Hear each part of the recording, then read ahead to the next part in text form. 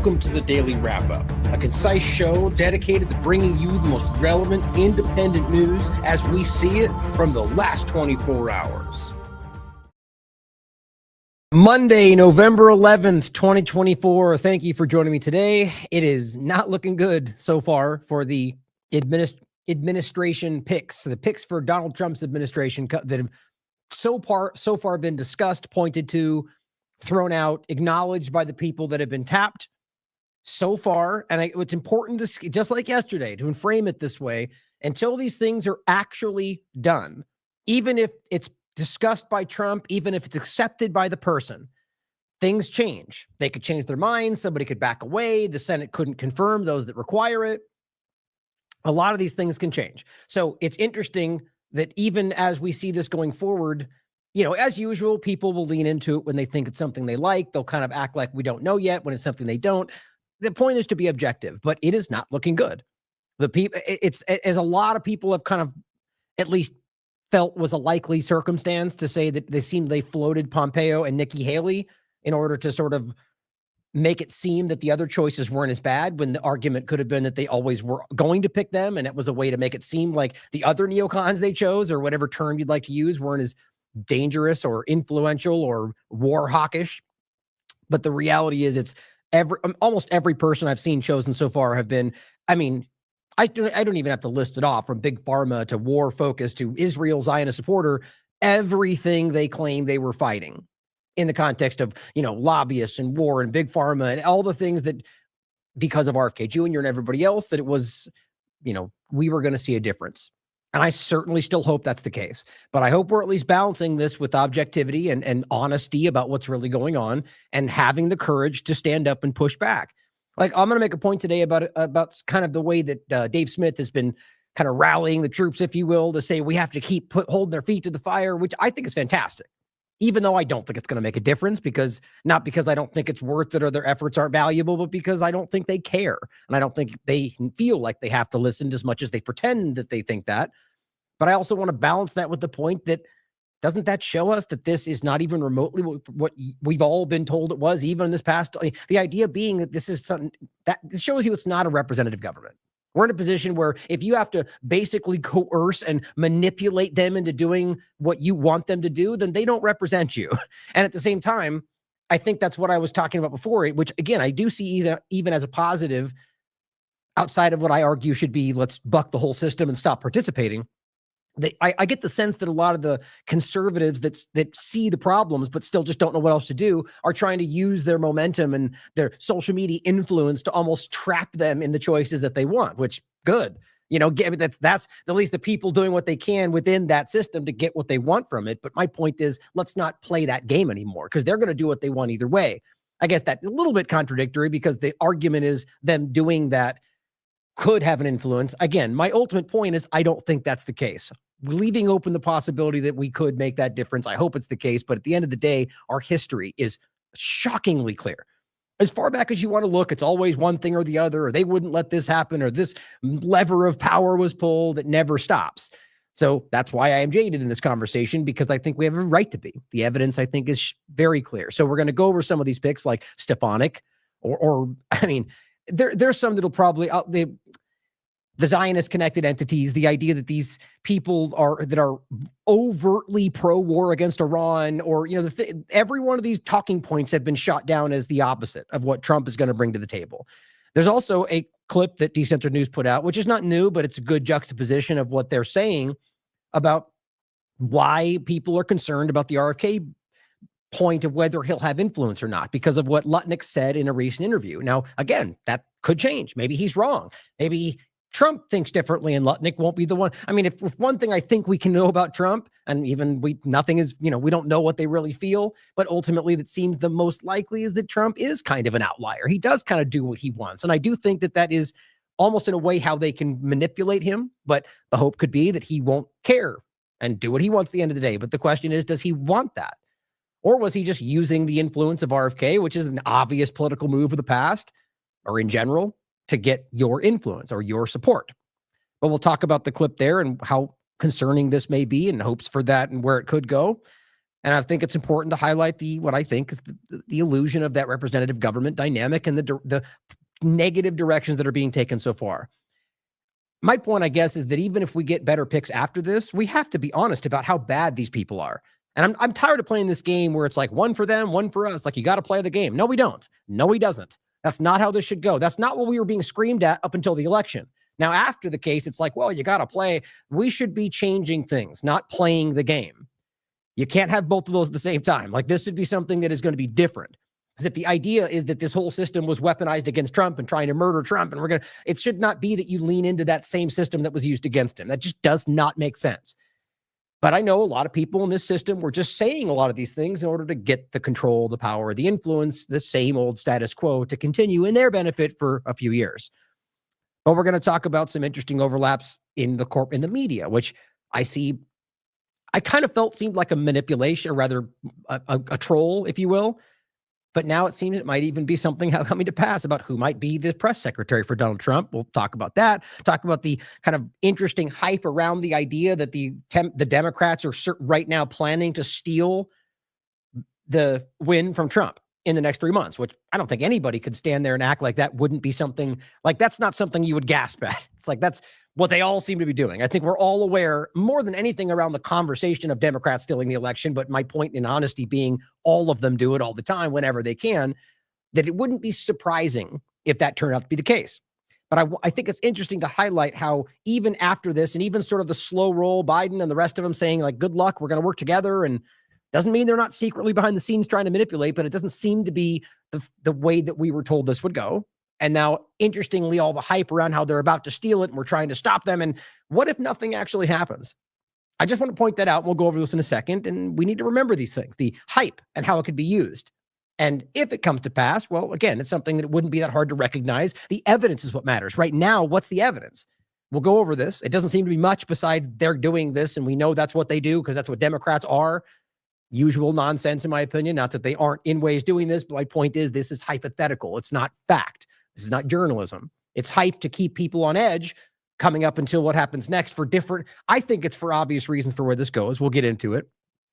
And the obvious election fraud points already dovetailing with the idea of why we need digital ID, or voter ID, which is exactly the same conversation. Of course, if you're not paying attention, you might not think so, but it's obvious how they've already dovetailed together. Now, then, of course, we're going to talk about Iran and how that overlaps with the rising Donald Trump administration. And the obvious forward on the front conversation is that they are going to be pushing this for Israel. Stefanik and all the rest of them have made this shockingly clear. Even Trump and Vance have made their statements. And so I think it's interesting that on a dime, all of a sudden, we're seeing all of these kind of cascading, both kind of Mossad Israel agendas that are in many tangential ways aimed at Iran. And then we've got these Iran plots for Donald Trump's life, which I already went over recently. Jason just put up a good clip about this. I'll highlight again. That is absolutely ridiculous. Absolutely cartoonish to pretend that what we're looking at is not a completely fabricated thing around the plot of Donald Trump and the Jewish Americans that were working with some phantom Iranian guy in Tehran that nobody's seen, that we don't know exists, that ultimately is voluntarily interviewing with the FBI. Because that makes sense, right? He volunteered to admit that he was part of this plot, and it just doesn't, anything's possible. But if we understand how the FBI works and how Israel, these things are transparent. And I'll go over it yet again today and show you how interesting it is that this is a floated idea about, even from Alex Jones, the deep state's going to trick Trump and kill Trump and, blame it on Iran except what's interesting is when you look at the information, maybe he's even right, but he's failing to point at the person behind it, the deep state, the people that are actually infiltrating our government, the people that are actually manipulating it from the outside, not the people he'll point to. But what's interesting is as that's happening, you can see the people that are driving this to go against Iran. So if he's over here saying that Trump's going to be tricked into going after Iran for the deep state, and we can literally prove that the Stefaniks and the Vances and Israel are going, do it, go, get Iran. Maybe he should connect those dots, but I doubt that will happen. But we're going to get into this rising Iran focus and how that's changing a lot of this conversation, which we'll get into yet again, the interesting overlap of all of that around the Amsterdam conversation and some more going on with Israel. Now, there's a lot of other things to get into, but really all of this interconnects in more ways than usual. So we'll go over that, but I'll start with the administrative picks. A great clip here that I'll play from Decentered News. Not new information, Everyone's talked about this, but I just thought it was important for you out there to see this so you know that it's not some hollow claim. Because a lot of this pushback that I've experienced myself, when even just being objective to say, well, I hope this doesn't happen, but it seems like this might, and here's what they're saying, and people lashing out as if you shouldn't even consider this possibility, which is just willful ignorance. No matter how unlikely, it is still a possibility. No matter how much that makes you angry, how much it makes you insecure about what might happen, it's still obviously a possibility that this could go in a different direction than how you think. So here to show you Lutnick saying this on an interview recently, the day after RFK Jr. makes it clear that he was told anyway, that he's going to have the HHS position. And here's how Lutnick responded to this. Key that I think that President Trump has promised me is control of the public health agencies, which are HHS and its sub-agencies, CDC, FDA, NIH, and a few others, and then also the USDA, which is key to making America healthy. That was on October 28th, RFK Jr. Remember, this was on October 30th, an interview with CNN with Howard Lutnick.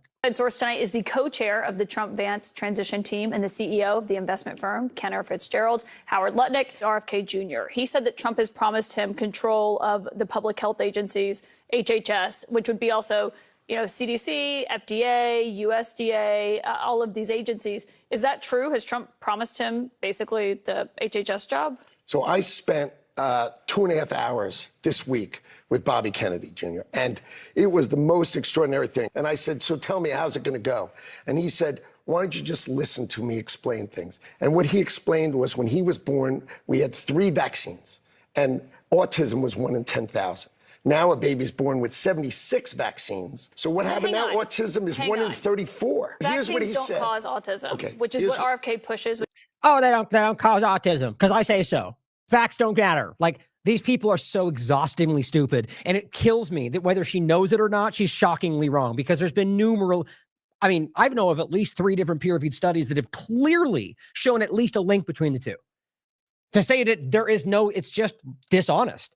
And in fact, the autism, it's more than 1 in 34, as far as I can tell, based on the full scope of the information. But either way, there's, 1,000 different connective points around this. I'm being hyperbolic. There's a lot of them in a connection to things just even like aluminum or other aspects that can clearly be shown to lead to something. In that, the bottom line is it's not to litigate it in 30 seconds on this one point, but anybody that's been paying attention to this is not out there saying every vaccine causes autism, but will be acknowledging the reality that there is a connection between specific cases and is possible with just about anything in this the way that these things are made.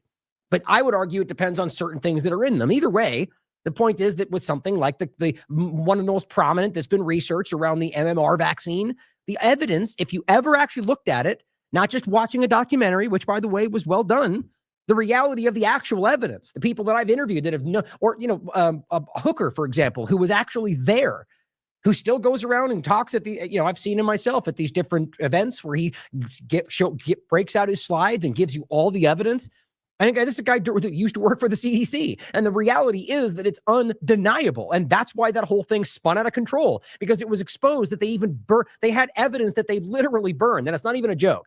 Like, it's not hyperbolic. They burned it in a garbage can inside the room, and he's testified to this. And the bottom line is that they knew there was a connection and they covered this up.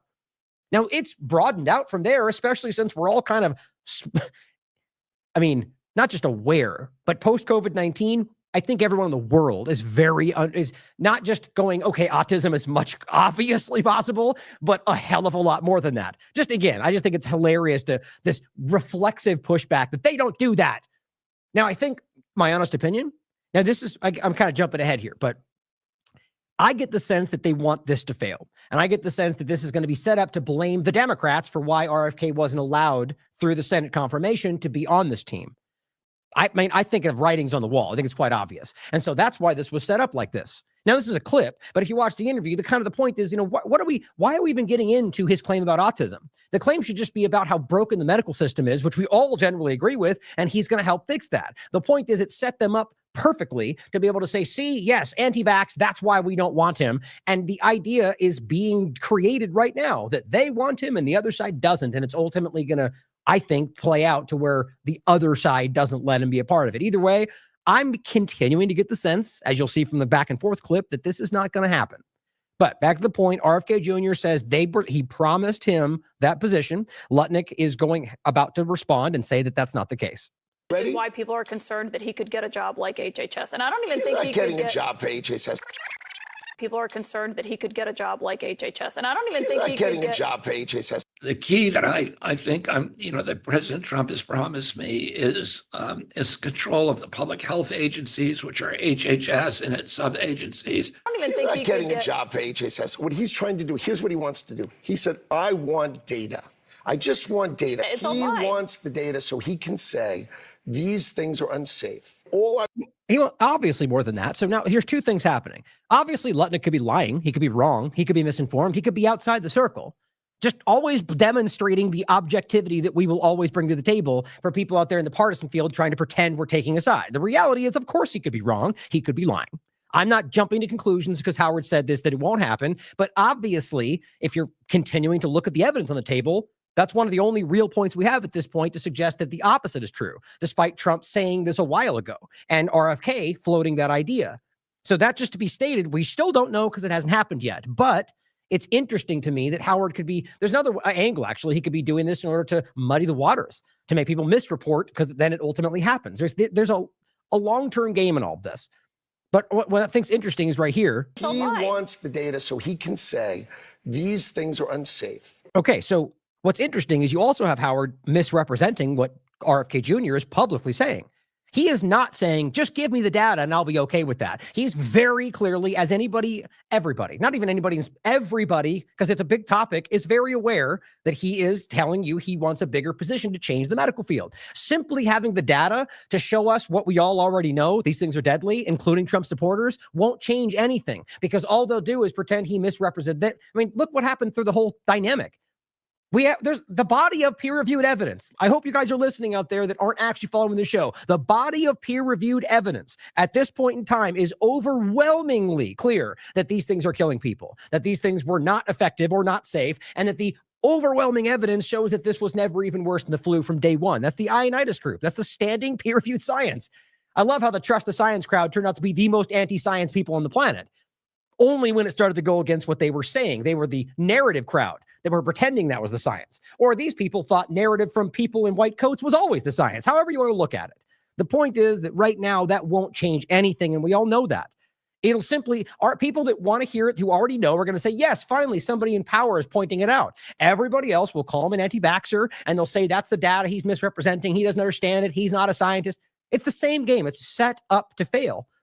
I think that's where this goes. I think that's the easiest way to make it look like we sure tried to change everything, but they just wouldn't let us. Oh, how many times have we heard that? Now, please do not pretend that I'm just trying to be a pessimist to this. I am a pessimist when it comes to government. I am jaded, but I will always hope and keep an open mind for the thing to happen that I want to happen, which would be, in this case, the actual change. But we have to be honest with how they've acted before and what they're currently doing. There's so much inconsistency even right now. But if and when it happens, I'll say, good, it happened, good. So let's acknowledge that. Now let's still be critical, right? That's what keeps happening is that one good thing happened. They go, see, we knew it. And then we stop paying attention. No, we're supposed to be critical. Even if he is your best friend in the world and you've known him your whole life, when he becomes a politician, you hold his feet to the fire every single moment because that's our job. That's how this is supposed to work. Now, truly, we should live in a society where we're going to have to deal with this nonsense. But since we're here, that's how we should be dealing with this.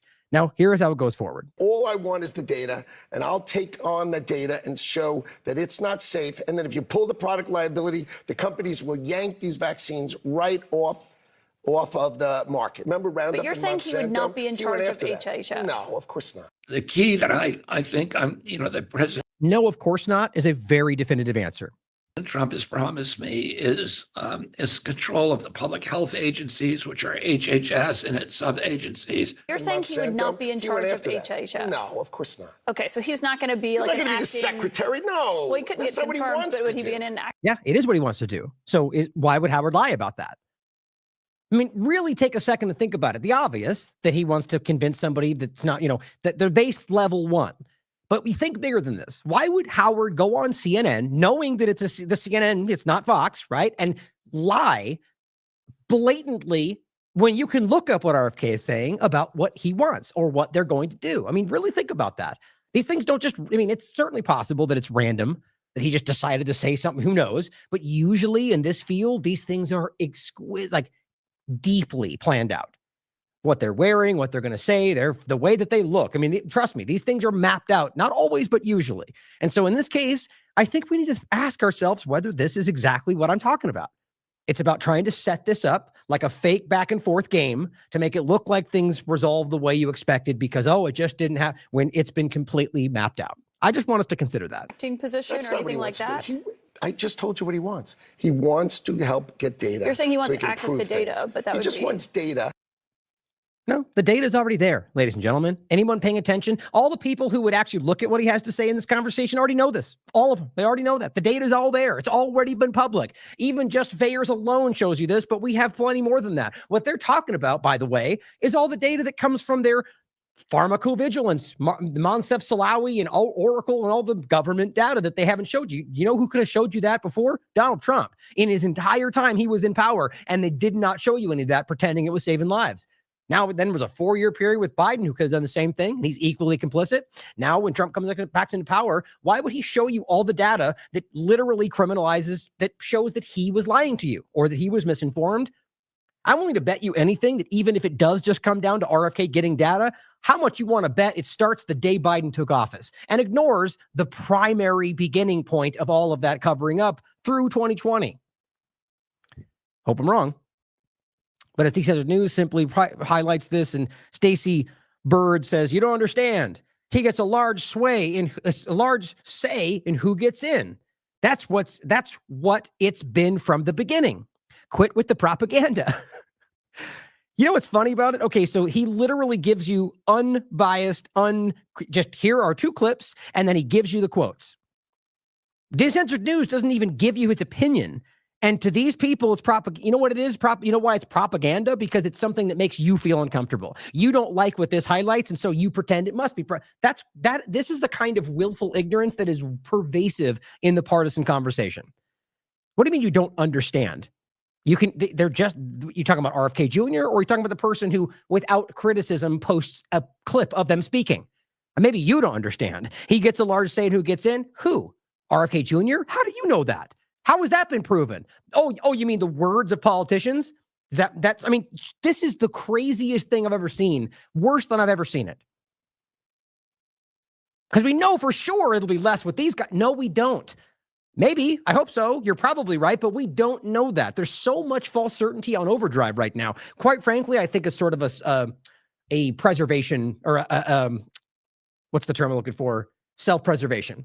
Right? Like people are just like melting down, feeling like their whole world is falling apart because they put all of their trust in a lying politician. And so it's about trying to, self-preservation, right? Making sure you just anyway, I think this is how anybody objective is concerned about this, where this is going, and will acknowledge the truth when it happens, whichever way it goes.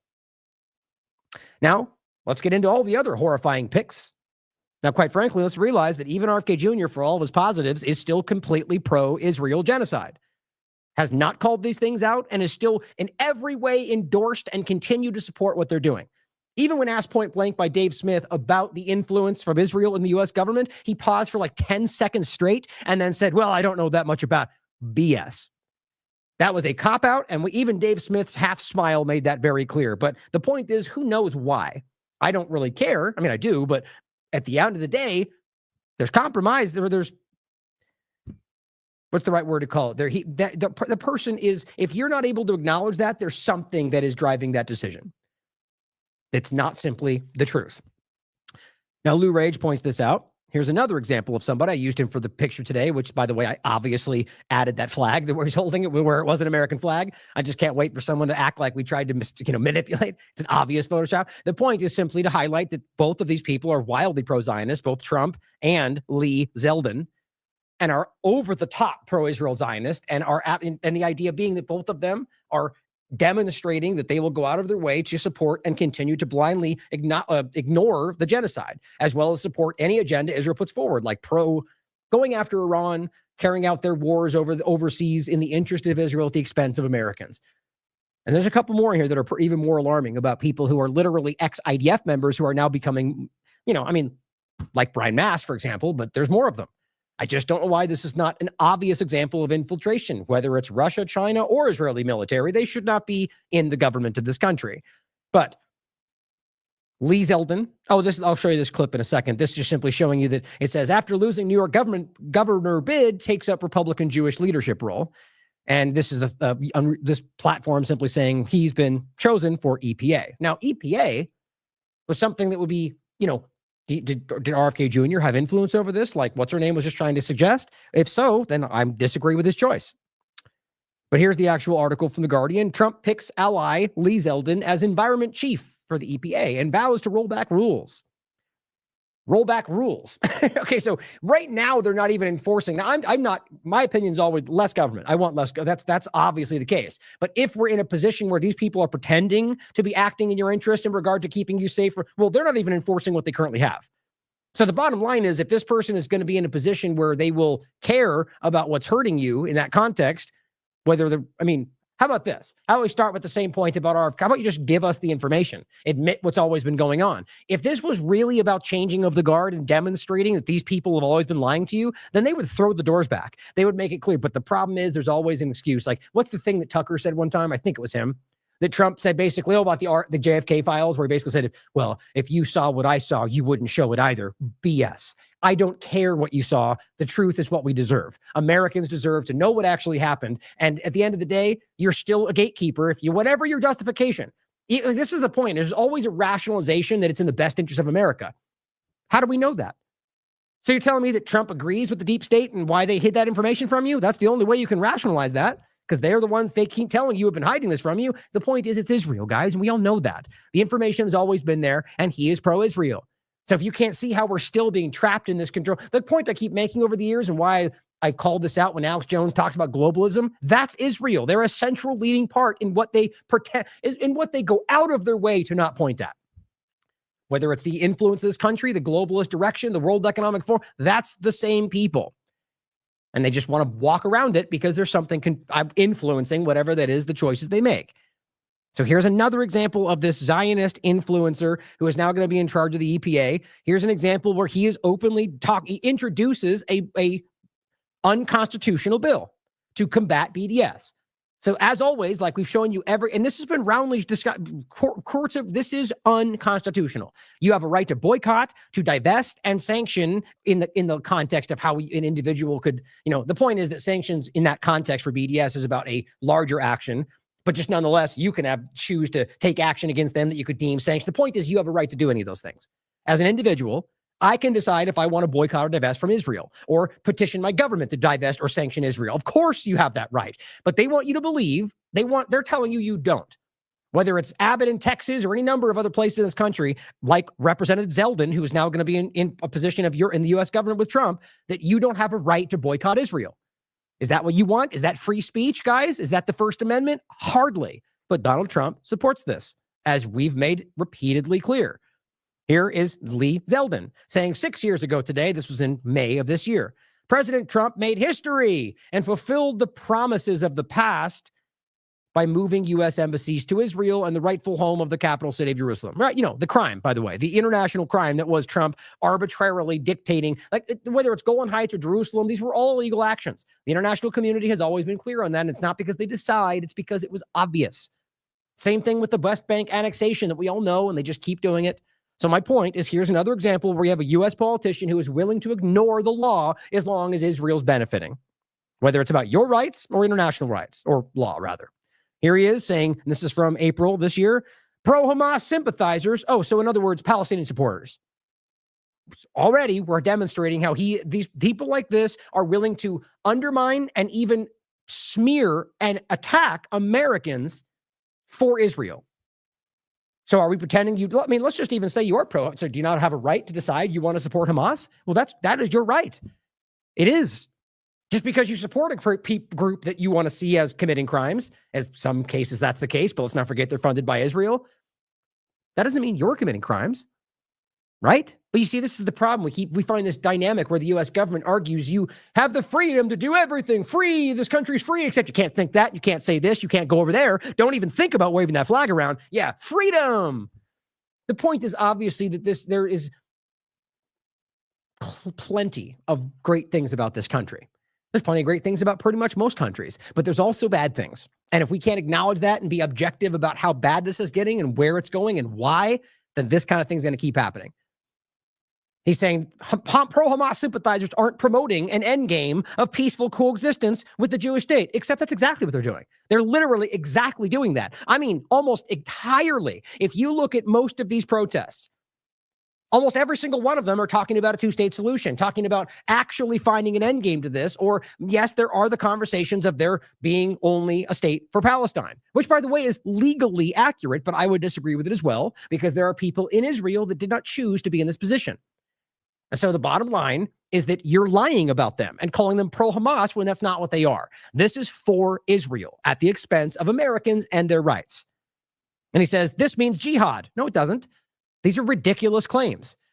And by the way, even the word jihad, they make it like this, like intifada. These things are basic. They do not mean, that's like saying revolution means terrorism. It does not. It can, of course it can, but it does not inherently mean that. Intifada means struggle. And I forget what jihad was, a struggle or fight against the enemies of Islam. And that's the main framing, but ultimately a struggle or a fight. It is about the same idea as all of these things. You could slant it a certain way, of course, or you could realize that what we're talking about are people that you're simply framing in a light that scares Americans because they don't understand. And none of them are even saying these things. It says the end game is to fulfill their river to the sea pledge to wipe Israel off the map. So yeah, we're just going to the same old, this is a tired, influenced Israeli lackey, as far as I'm concerned. The same old nonsensical claims that most of which don't connect, all of which undermine the rights of Americans. Even if you agree with what he's saying, Americans have the right to do all of those things, but not according to Israel, who is acting through this person. This is what we're dealing with, guys. This is the problem of where we are. Here's the clip.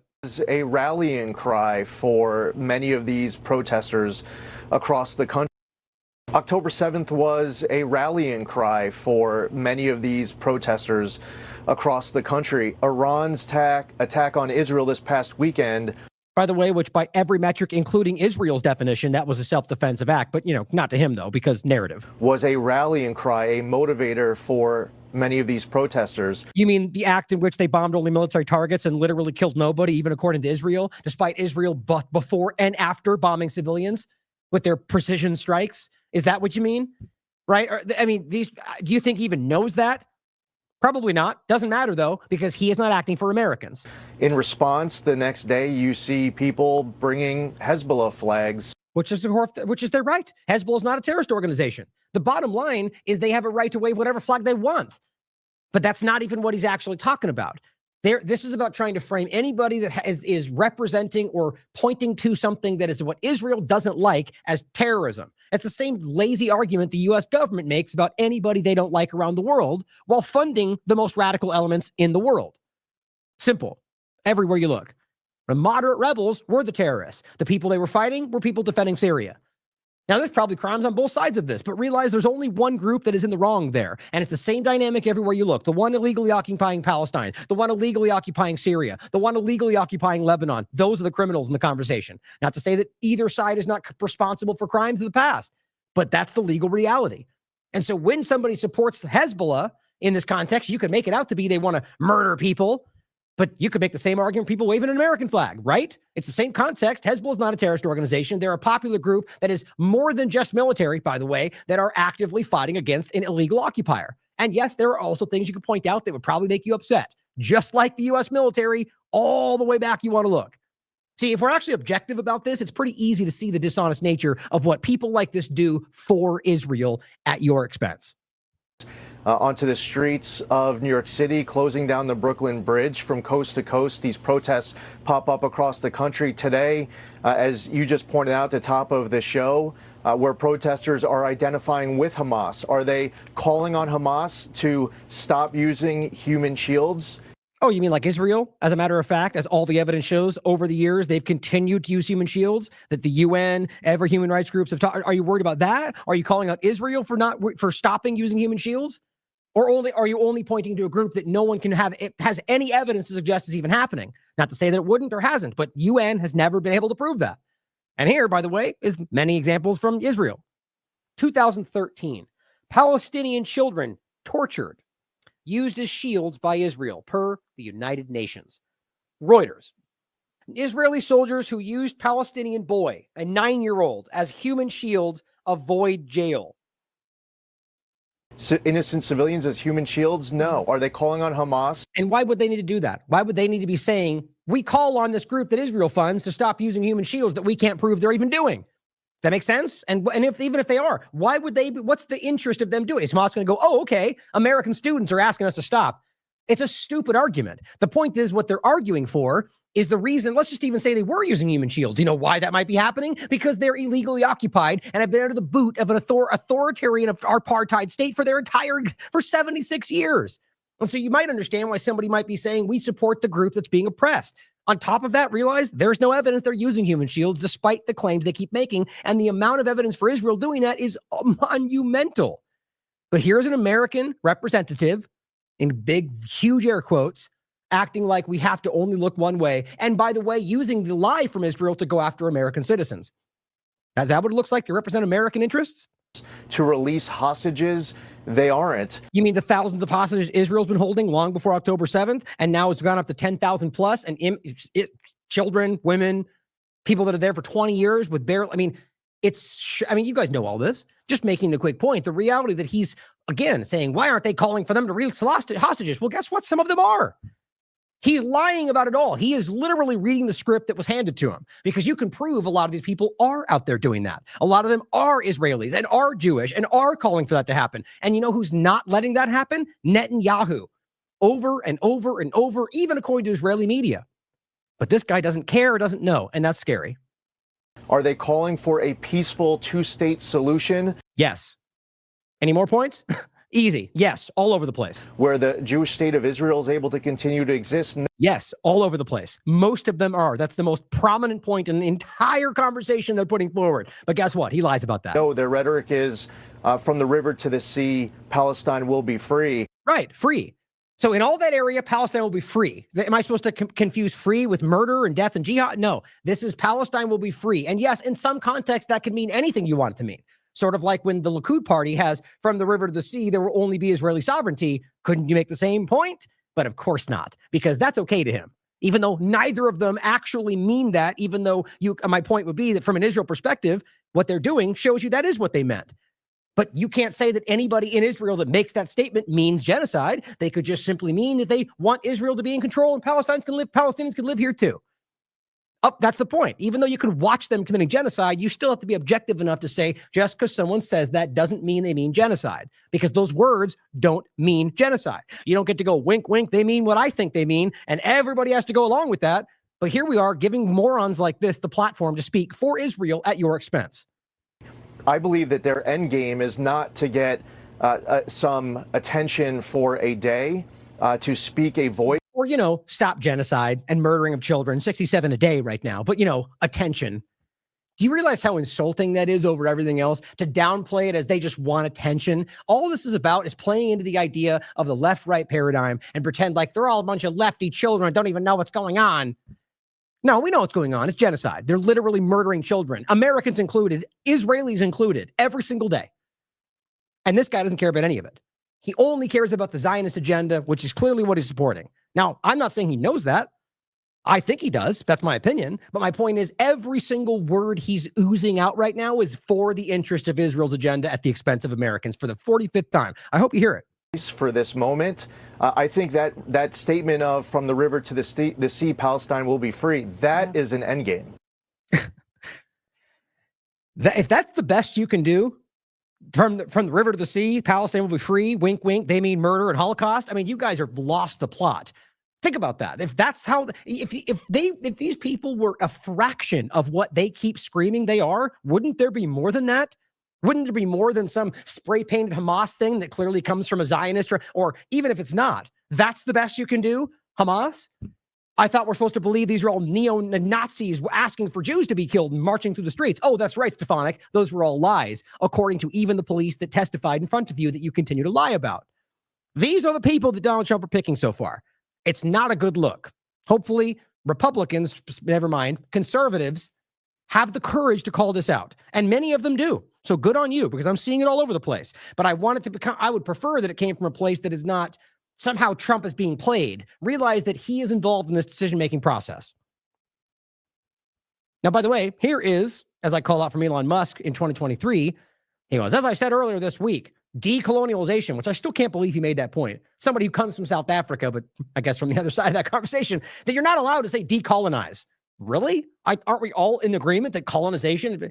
No, but not when we're talking about Israel, though, because they're totally not colonial. But they're not doing that, but you can't say they're not doing it either. If you want to say it, it's just mind-blowingly stupid. But then he goes on to say, from the river to the sea, and similar euphemisms imply genocide, and therefore will be removed. And I said, okay, well, hey, what about Likud's party right there that says from the river to the sea, only Israeli sovereignty? And by the way, Elon Levy, Eli David, all of them have posted this, like taunting it with huge flags of all of occupied Palestine showing just an Israeli flag. But guess what? Of course, he didn't censor them because he only means this to go against Palestinians. And it's not, I mean, that point alone should show you what's really going on. But the point is, Lee doesn't care about this. They're okay with the idea of Israelis openly screaming for genocide in Gaza. That's good because bad guy, right? So you're a hypocrite at the core of what you're doing. Frankly, I don't think it matters. I think they're all being paid and don't care about any of it. Now, here is an article from the Jewish Star. Mang and Zeldin win AIPAC cheer. A couple points just to show you that despite this person not kind of being on the outskirts of political positions, he is still being funded by AIPAC, which shows you a lot. It says the two Long Island members of Congress with impeccable pro-Israel records, meaning they do what Israel says, in my opinion, were warmly received at the AIPAC policy conference. So why is somebody like this being given, support and praise when he's not even really in power? Because this is how this works. These are cultivated entities. This is my opinion, guys, but you have to understand how lobbying works, and this is obvious. And so this is one element of that. And we can see that these people are cultivated from very low levels as far as, and these people fall in line.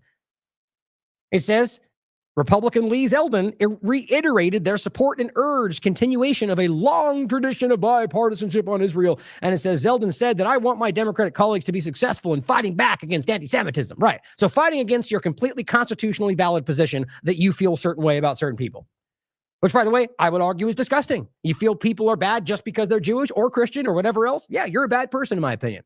But I also argue you have a right to do it because, freedom. But apparently he does not feel that way. Lee Zeldin apparently does not think that you have the freedom or the wherewithal to decide what you think, if it has to do with Israel, you understand, because he wants you to think that they make that choice for you. As the U.S. government, because, free speech, we tell you what you're allowed to say about Israel and what you can't say about Israel, okay? Let's all scream freedom and free speech and high five with Elon Musk as we stop you from saying that you're not, you get the point. Incredibly obvious. And the point is AIPAC policy conference. So he's literally being welcomed and praised at this AIPAC conference. Here's another example. Pro-Israel receipts from Open Secrets. From 1990 to 2024, when I don't think this guy has held a lot of prominence. I guess he lost that last race, but I think he's had some position before it. He's almost gotten $1 million from Israel. $916,000, 834. Lee Zeldin. Money from pro-Israel to U.S. representatives. $1 million. Don't you think $1 million would influence a lot of very morally ambiguous people? I would say all of them. That's important to remember. Now, what about Stefanik? I told you. I knew it. The way that she was so aggressively lurching into this, the anti-Semitism push that she got caught lying about, but no one cares, or the fact that she was clearly sidling up next to Trump and all of this. And I think it's a handpick from Israel, my honest opinion. And I simply said, and this is Haaretz, Trump taps pro-Israel conspiracy theorist. That's what Haaretz calls her. Representative Elise Stefanik. I simply said she's a Zionist, race-baiting, genocide-supporting cartoon of a person, like far too many in Trump's orbit. Michael Tracy. Elise Stefanik, Trump's new pick for UN ambassador, is in some ways more ideologically zealous than Nikki Haley. Trump's previous occupant of that role, Stefanik was integral in launching the crusade to whip up the fabricated anti-Semitism panic over the past year and was showered with Adelson Awards for her services. That's kind of easy to see, all while successfully insinuating herself into the Trump political operation. Stefanik and Haley have no discernible substantive differences. Stefanik has vehemently denounced the Biden-Harris administration for insufficiently arming Ukraine and Israel. See how every single person they're putting is going, yes, continue the war there, continue the war here. Just like we told you, anybody honest was telling you. And allegedly, no towing to China. She also denounces the Afghanistan withdrawal on principle. Nor are there any discernible policy differences between Stefanik and Liz Cheney, her predecessor as chairwoman of the House of GOP Conference. The only discernible difference is that Stefanik has spent the past several years diligently sucking up to Trump in every possible way. Politically, legislatively, on the donor circuit, on the international circuit, she went to Israel to brag about how close of a partner she was with Trump. See how that works? Now, of course, my opinion, but to me, that looks like somebody going to the power structure. And so, look, I support you no matter what. I support Trump no matter what. Put me on the team. And guess what? She's on the team. It's an approach that clearly paid dividends, even if the substantive policy dimension is largely immaterial, and instructive insight into Trump governing orbit. Scary. Here she is with Adelson. Because she's totally not influencing this cabinet at all, right? Caitlin Johnstone says, so Trump ruled out rehiring Nikki Haley because her name hurts his brand, but then gave Haley's old job to an ideologically identical Stefanik. Stefanik is best known for her congressional efforts to stomp out free speech on college campuses. Again, you may disagree, rather, you may agree with what she's going after. Or rather, the illusion she's framing that she's going after, because she's not going after anti-Semitism. She's going after people who are calling out the genocide in Israel, which that may overlap with some anti-Semitism. The point is that either way, it's all protected speech. She knows that. These people aren't, some of them are pretty stupid, but she does strike me as one of them. But the bottom line is I guarantee she knows that being able to criticize somebody, no matter what it's about, is protected speech. Not because the government says, but because it's your inherent God-given right, enshrined by the Constitution.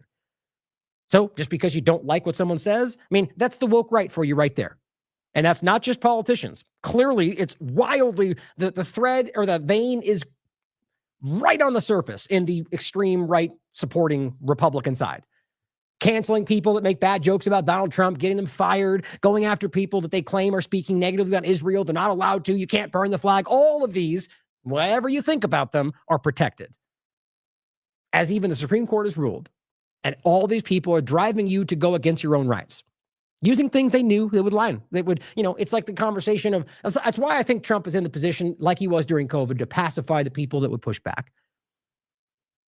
She says to continue making a lie of Trump's lip service to the importance of the First Amendment rights. She's a hawkish swamp monster whose political career was primed in some of the most odious think tanks in Washington, and opposes placing any limits on the U.S. military support for Israel, as I'll play a clip for you next. Earlier this year, Stefanik actually flew to Israel to give a speech before the Israeli Knesset, which I'll play for you, vowing to help stop the anti-Semitism of protesters, which, by the way, is protected constitutional speech, against Israel's genocidal atrocities at American universities. This is a bad sign for Trump supporters, who were hoping this time Trump really will end the wars and drain the swamp. Trump's appointment of Iran hawk Brian Hook, who we talked about yesterday, to help staff the State Department for the next administration, and his rumored consideration of Mike Rogers for Secretary of Defense are likewise bad signs. As is Tucker Carlson's claim that virulent China hawk Elbridge Colby is likely to play a role in the administration. It's entirely possible that ruling out Pompeo and Haley, as a lot of us are seeing, was the last concession that the anti-interventionist contingent of Trump's base is going to get. Or rather, she doesn't even say it, the argument that could have been in order to make you think you win, right? Giving you the two, they're easy dismissals. Because not only Pompeo basically went after Trump, and everyone noticed that in 2022, they were calling each other out. So the point is it give you the ones that are the most cartoonishly bad. So when they go, okay, we listen, and you get the ones that were actually already the picks. Problem, reaction, solution. That's how easy it can be.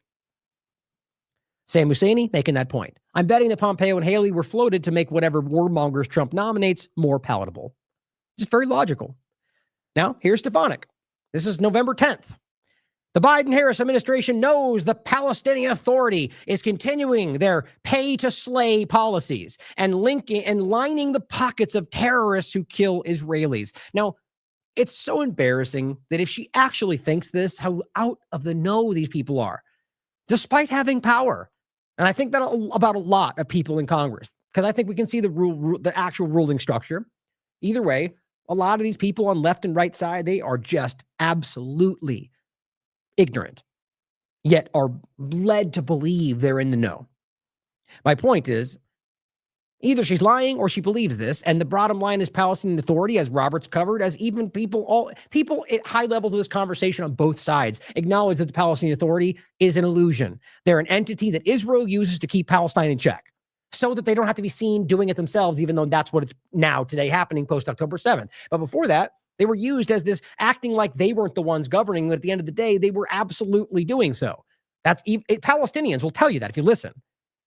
And on top of that, even then, if you want to pretend this is happening, well, that'd be Israel for you. So that's just like with Hamas being funded. So what's the game? Are you going to make it about Hamas or not? If you are, Israel funded them until 2024. So what are we talking about? Yeah, she'll never point that out. Either way, and that's not to diminish the act of resistance, despite what some people want to frame that as. I honestly don't, whoever carried it out, the point is it was still a legal act of armed resistance that crimes were committed around, without question, but still does not remove that right. The point, though, aside from what I just said, is that this is not even true. Robert did a whole thing breaking this down. The idea is that there is money that goes to people that get killed, whether or not they were killed in the act of fighting Israelis or Israel bombs a hotel building and kills children. The point is, from that point forward, they have money that goes to the families. So this is a very dishonest way for them to frame support that Israel kills so many people, most of which are civilians, that they give the money to the families, and framing that as them paying for terrorism when it's because Israel is murdering people, just like it always has been. Now, yes, that might also mean that somebody goes out and fights somebody in some dynamic that they call terrorism, or gets killed standing by the street. Either way, they get money from the Palestinian Authority. So if you know that and you can prove it, which we have, then they're lying to you. They make it about pay to slay because they want it to sound like they're funding terrorism, but realize where that money comes from Israel, or rather through them. So either way, so if you're going to tell us that the argument is they know they're paying to kill people, and then you still let money flow to the Palestinian Authority, you still work with the Palestinian Authority, you see how easy it is to break these lies down? That doesn't make sense.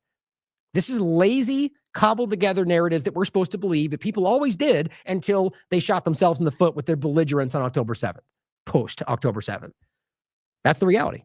She goes on to say, however, Joe Biden and Kamala Harris are choosing to ignore the law and waiving mandatory terrorism sanctions on the Palestinian government. Oh, you mean sort of like ignoring the law and still funding Israel despite them breaking laws everywhere, still starving people, as even the State Department and others admitted to, and Blinken was even chastised for? I guess the law only works in your anti-Palestinian ways. Okay, got it. Totally objective, Stefanik. The point is that she's saying they're waiving mandatory terrorism sanctions on the Palestinian government when ultimately the Palestinian Authority is a group that they put together after the discussion, which is a whole thing about electing Hamas, which I still don't believe is even how that went down. But either way, we're to believe that you believe in democracy. Then they pick a group you don't like and you go, never mind, they're bad guys, so we don't believe in democracy when you choose the one we don't like. That seems really stupid. And then you guys manufacture an illusion to create. So the point is, you're talking about sanctioning a group that is part of your dynamic. The point is, if you actually know this information, this is why people laugh at how dumb this is, and laugh at how either she's that uninformed or that willing to lie for a foreign country. And it says, thankfully, the Biden-Harris administration rewarding of terrorists at the expense of our great ally is coming to an end. Realize that this is a lazy way to try to make it look like Biden was doing something different. It goes back as far as you want to look, that they're helping the Palestinian people because they're occupied. Because the long story is obviously that these people are oppressed, that they've been removed and refused their rights, that the world can see. And now be more so that this whole thing has happened. And so to pretend that the money that was also going through Donald Trump, by the way, at that time, and then through into Biden's administration is anything other than the continuation of the same thing, guess what? Another misrepresentation. These people are willing to burn down everything that you believe in order to help Israel. That's who Trump is picking right now. Max Blumenthal, making sort of a joke, but excellent point, says, fulfilling a promise to Adelson, Trump has granted Israel a second ambassador to the UN. Basically making the point that she's simply there to represent Israel, which I would agree with. So now that she's the U.S. ambassador, then they also have their ambassador to the UN. So she's the second Israeli ambassador to the UN. Arnaud Bertrand, taking it from another angle. You know, the whole lie about them being an anti-war cabinet? Well, every single person they picked has been aggressively pro-war and openly screaming about going to war with Iran. So you could hold out hope that they somehow change their minds. But if we're going to engage honestly with the press and what they've done, their actions so far, and what they continue to say on Twitter, it's pretty clear that this is not a pro-anti-war candidate or cabinet. Even RFK Jr. is still supporting Israel. But Arnaud Bertrand says Trump's new ambassador, Stefanik, she seems to totally fit with the no warmongering pivot people are claiming Trump is affecting, and he's making a joke. Here she is saying, I was honored to serve on the official escort committee for Prime Minister Netanyahu during his visit. A vicious Iranian-backed terrorist. No, not true. House Republicans maintain our ironclad commitment to supporting the ongoing genocide. So same, you get the point. Supporting them no matter what. I proudly stand with Israel and renew my call to defund UNRWA. Again, all these couched arguments. UNRWA is an element that was created in order to maintain the right of return. The reason it becomes a de facto refugee agency is because it's been 76 years. It's more so the years after that, but I make it from day one because that's where it began. But the actual displacement for the most part, following the first Nakba and going forward, the point is these people were displaced, ethnically cleansed, just like they're being today. And and the reason it was created is because they were under the illusion that somehow Israel was going to allow them to come home. Just like they told they would in Gaza, and now they're pulling that back again. Just like they're lying about going back to their homes in Lebanon, but they're not going to let them go back there either, because they are fulfilling the agenda that anybody honest with themselves can see. Greater Israel. And these are parts of that dynamic. UNRWA is a group that was maintaining that right and holding the information about where they were supposed to go back to. And then because they were stuck in this limbo for decades, the point was, we have to keep them fed. We have to make sure they can because we're waiting for Israel to resolve this problem they agreed to in every moment, 76 and many different times, and then continued, or 67, then they continued to deny it. They continued to ignore it. And then they just got so far away from it, they just go, what do you mean, UNRWA? You're a liar. What do you mean right of return? I don't even know what that means. Desperately lying. More so today than ever. But that's what she's saying. I stand with Israel and their defunding of the support for people that you're illegally occupying. So you're a warmonger. She says, I've led the fight to deter lobbyists from advancing communist Chinese military interests. Firms are waking up to the fact that working for Chinese companies is indistinguishable from serving. Okay, so you're willing to see how governments can influence foreign policy, but not with Israel, though, despite Israel being the most obvious example of that all around the world, without question, bar none. Same thing. So she's pro-war, like all of them are. Here she is saying, day 400, this is yesterday, it's been 400 days since Hamas terrorists abducted innocent civilians during the barbaric October 7th attack. Now, obviously, yes, they did take civilians and they did take children, and those are crimes and they should be accountable for it. But you know what else has happened in that 400 days? Tens of thousands of innocent people, 44% children murdered, starved to death, buried under rubble, getting over 200,000 by most estimates right now when we actually understand the full picture.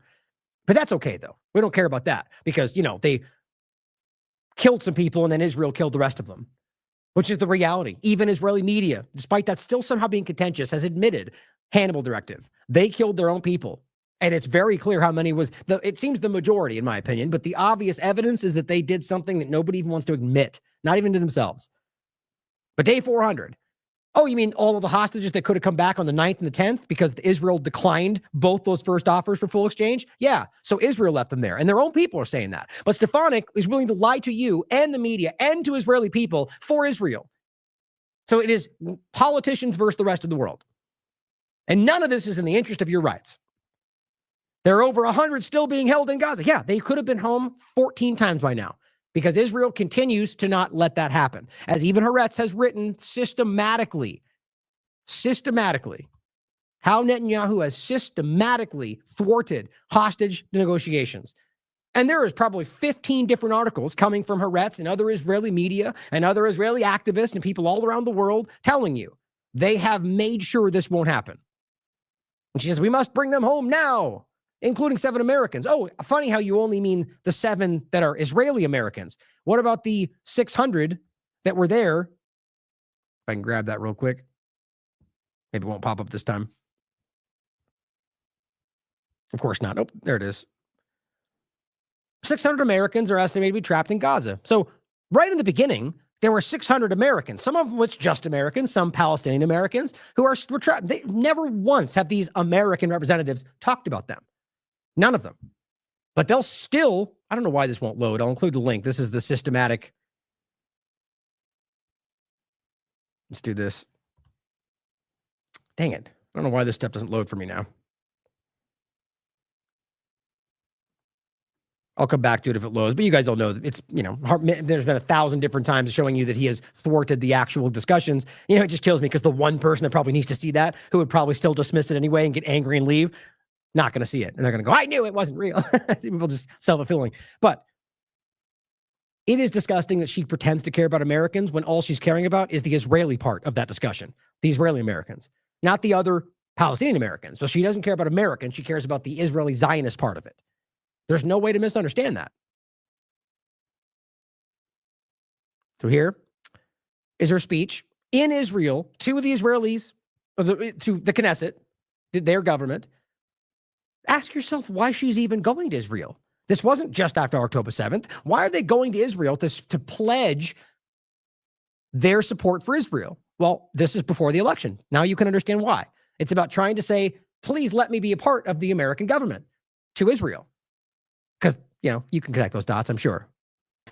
As long as I serve the American people, I will defend George Washington's vision of religious pluralism and freedom. And as she goes on to make it about only supporting Israel and you're not allowed to think what you want. I love how she tries to counterbalance it with George Washington's view and then goes on to say this. Today, this means crushing anti-Semitism. Second sentence in, you're going, I believe what you want, except not that. You can't believe these things because Israel won't let us. But freedom, though. At home and supplying the state of Israel with what it needs, when it needs it, without conditions to achieve total victory. Without conditions. I can't believe the people. I mean, I actually thought that was like a mistake when what was his name? The, big behemoth, mindless guy. I forget his name all of a sudden. They go without conditions. I mean, do you not realize how crazy that is? So no matter what they do, no matter what happens, even the law, nothing doesn't stop that because that would be a condition. You can't break the law, right? You got to make sure you're following it. Well, they're not. And everybody knows that. We'll go over more examples of them blocking aid and Haaretz even writing about how they've now allowed the gangs to take some of the aid for certain reasons. Like the amazing mission creep of the narrative is incredible. So the day one narrative is contradicted by the current narrative and they act like it's the same story. Face of evil. Chants of death to America are not hollow slogans. Well, first of all, I don't see many people chanting death to America in these protests, but even if they did, that's called free speech. Isn't it embarrassing how the people professing to fight for free speech are right now the most prominent example of going after free speech? You may find it irritating, angry, disgusting, outrageous that somebody would say death to America, but it's still free speech. So if you're out there screaming about how the left is going to take away your free speech and you don't care about this, you're a hypocrite. They are a promise that what happened here on October 7th could happen in the United States unless Hamas and its jihadist accomplices are eliminated. You mean Israel? Because that's the one funding them, but she doesn't care. Of course, the threat is that it's going to come to the United States. Explain for me how a group that exists in a controlled area in an open air prison is going to somehow populate and go after the war. You know who is doing that? The Azov movement that Israel and the U.S. fund. You know who is doing that? Israel. Right out in the open. Plans to take other people's currently occupying 3 countries around them. But it's all about the group that you're funding to. I mean, every way you look at this narrative, it is imploding. But people like this, as the ship is sinking, are telling you to get on board. And it is the United States' high honor and high responsibility to support Israel's effort. Now they tell you you're responsible.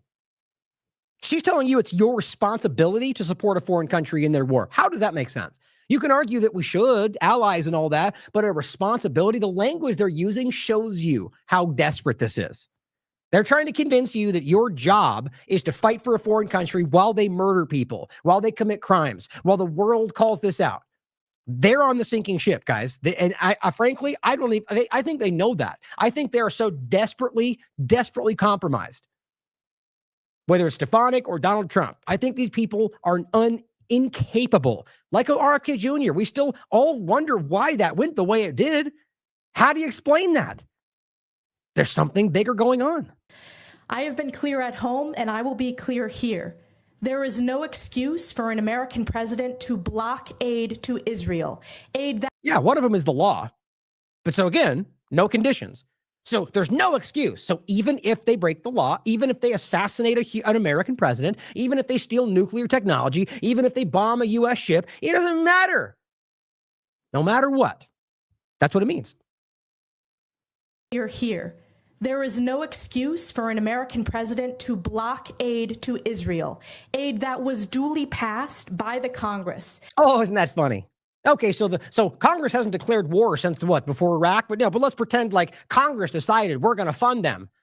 Well, what about the other things Congress decided? You don't care about 90%. The point is, it's hilarious, like international law, for them to go, this is Congress duly appointed, but then ignore points they don't like, or say, well, international law says you're not allowed to do this, Iran, and then violate international law everywhere you look. Everyone in the world sees this. Americans less than anybody, it seems, but it is transparent. That's why I think a lot of these moves today are about trying to muscle us into a position where it won't matter anymore. That's what a dying empire would do. Well, we're dying. We're seeing this is drifting away. Our power is waning. Okay, what irrational moves can we make that will stop that from happening? What can we do to force them to listen to us forever? That's what authoritarians are thinking right now. There is no excuse to ease sanctions on Iran, paying a $6 billion ransom to the— Nope, that was their money. I hate that we have to go over this every stupid time, and that's a very common Republican talking point. It was money that was seized from Iran. Now, whether you think they shouldn't have it either way, which would ultimately make you an authoritarian to say, we're going to take your money illegally because you're a bad guy, well, then you're ridiculous. Either way, the point is that was illegal, and it was returned. And they continue to make it about how Trump will say they funded Iran. No, they did not. And on top of that, Iran is not what you maniacs are making it out to be. The world's leading state sponsor of terror. Nope, not even close. Again, as always, if you take every single claim they've ever made about Iran, which only center around Hezbollah, Hamas, and the Houthis, and the groups, by the way, which aren't Iran, not even remotely. But even then, you take that's the extent of their claims. If you take that, most of which are lies, and compare it to even what we can prove about what the U.S. and Israel independently have done, respectively, it's shocking. Just because we call it freedom and revolution, whatever you want to call it, like the idea of what the occupation of Iraq and Syria and Afghanistan and the bombing of the Sudan, all these are all open crimes. There's no declarations of war. These are illegal occupations. Israel is carrying out assassinations and murder and rape and pillaging and burning of houses and ethnic cleansing, displacement, technological infiltration. But yeah, let's ignore all of these things and say, well, because they're our ally, we don't care. And then point at Iran and say, all the secret things you can't see that we know, you're in danger. Yeah, sure, why not? Certainly possible. But I like to lean into the facts. And what I can see is a group that has continued to show measured response to your belligerent actions. That does not mean good guy. There's plenty of reason to be concerned about the Iranian government like there's about any government. But facts matter. And what they're saying about Iran is patently false. And we'll get into that next. Or to dither and hide while our friends fight for their lives. No excuse, full stop. That's why I'm proud to have sponsored or backed every measure to aid Israel that has come before the United States Congress. Every single one. And it's why for years I have been a leading proponent and partner to President Trump in his historic support for Israeli independence and security, including moving the U.S. Embassy to its rightful place in Jerusalem.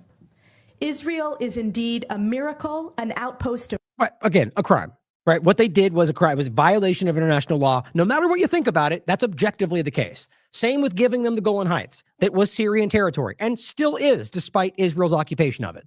Freedom, of Western values, of civilization, a strike— Western values. How embarrassing. Are we actually trying to pretend that the values of the current United States is anything even remotely close to what the extremist, maniacal, Zionist, what's the not prophetic, but I'm blanking on the word all of a sudden. But the point is, these people that are clearly zealots, that's what I was looking for.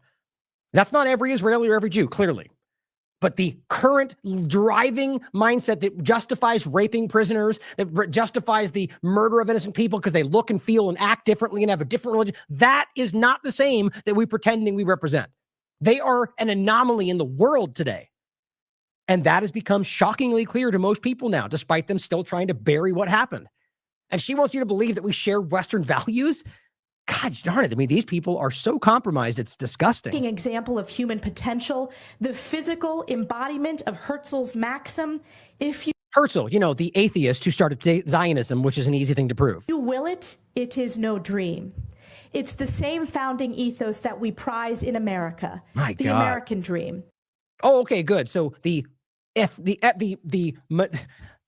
atheist that founded Zionism that went on to carry out massacres and genocide, more than one, they still point back at the horrifying things that you can understand about what happened in the first Nakba and going forward, that many of the people still praise today, the older IDF members that laugh about raping little children. It's all on the record.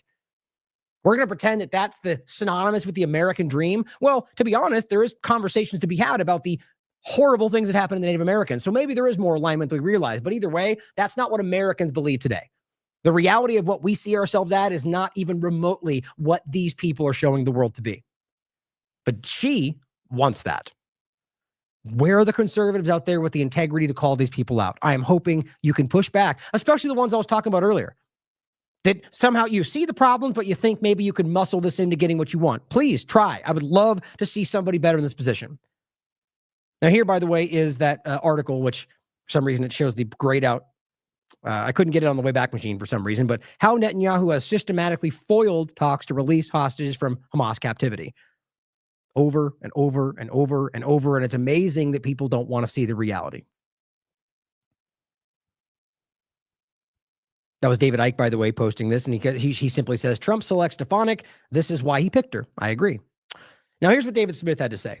He said, there's a lot of talk about the coming appointments. After the excellent decision to box out Pompeo and Haley. Okay, so let's start here.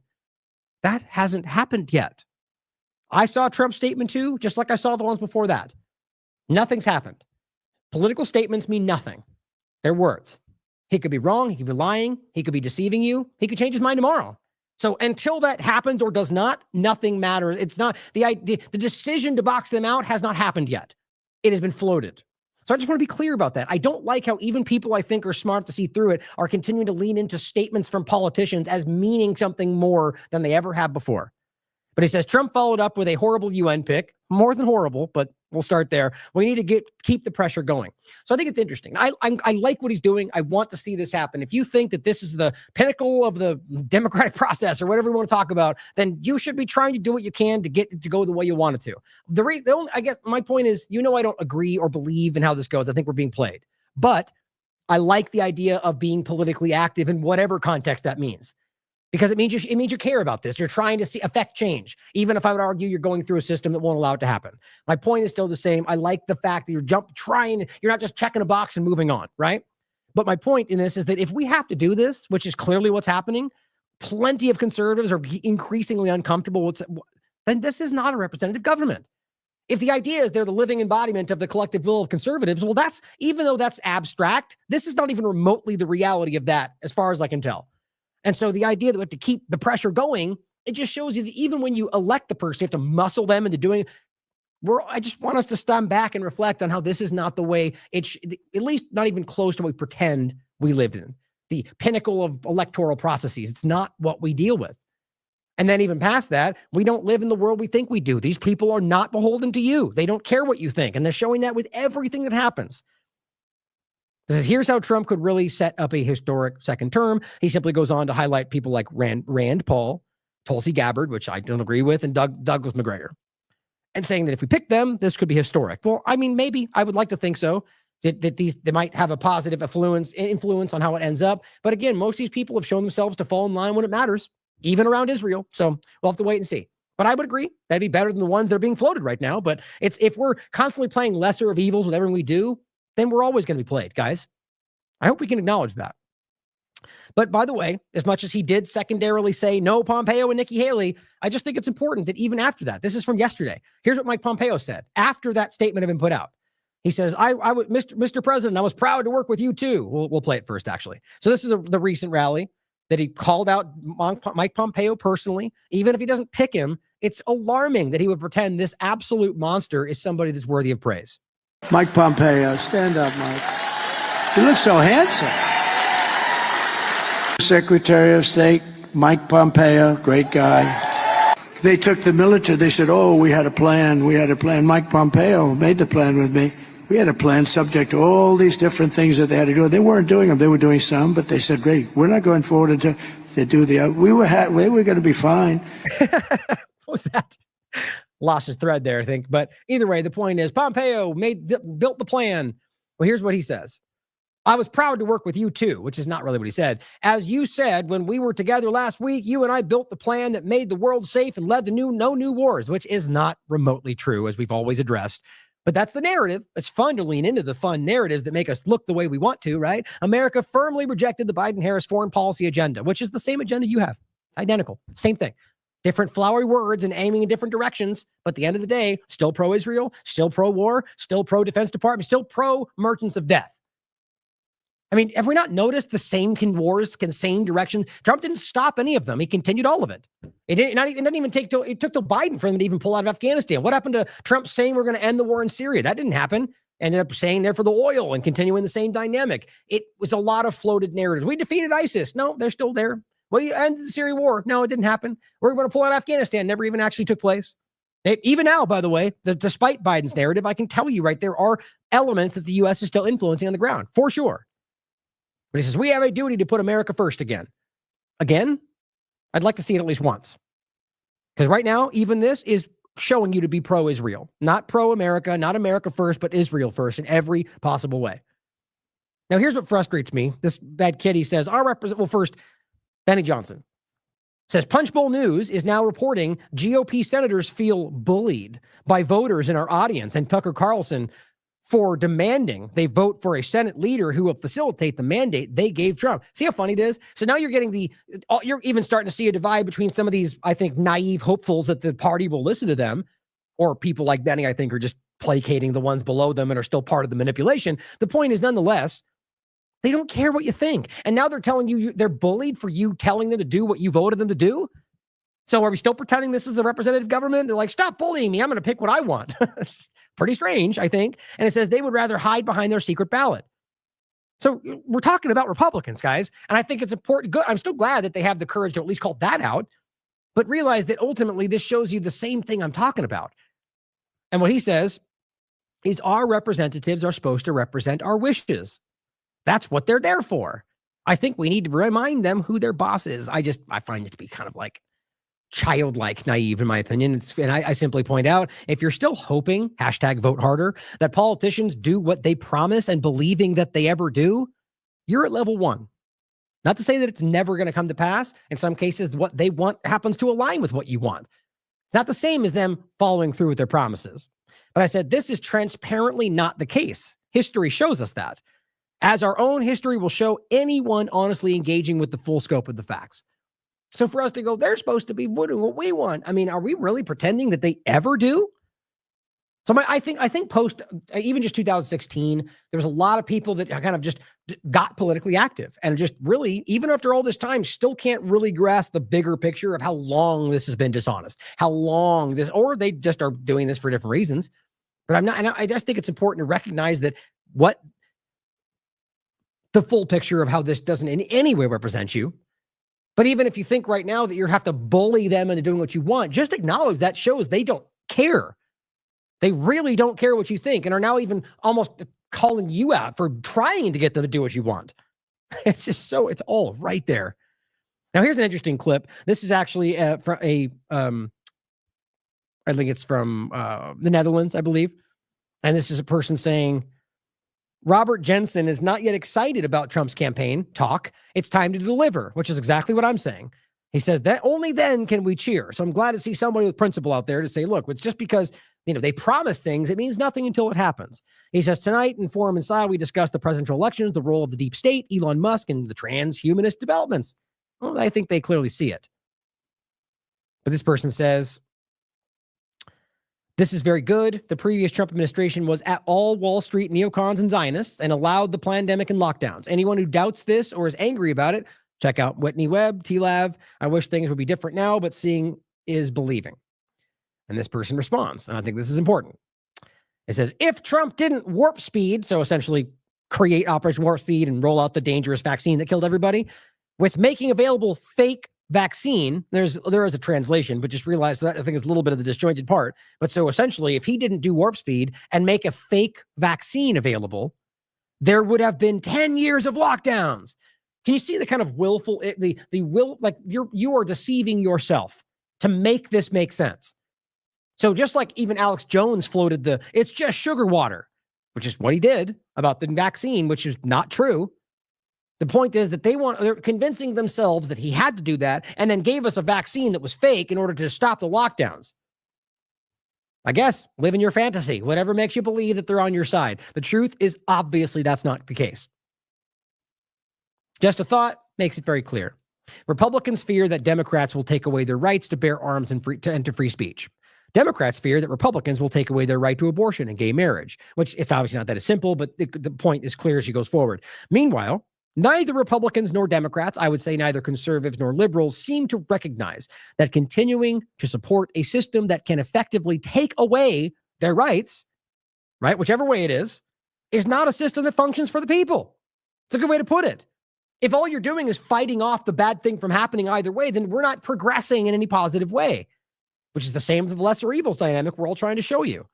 She says, nor do they recognize that if a system can take away their rights, which my point is that's not possible, they cannot respect them. She says they never really had those rights under that system in the first place. Right? So if you're going to pretend that they can take them, then you don't have them. It says once we stop consenting to a system that takes away our rights as human beings, we will no longer have to fear that those human rights are in danger because there will be no power to do so. Remember, your inherent rights are simply outlined by the Constitution.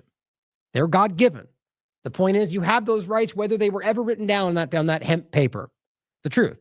And that's why the first 10 amendments, the Bill of Rights, they were amendments to the Constitution. That's why it's just called the Bill of Rights, but it's part of the same documents. The amendments, the first 10, are not in any way contradictory to the original document.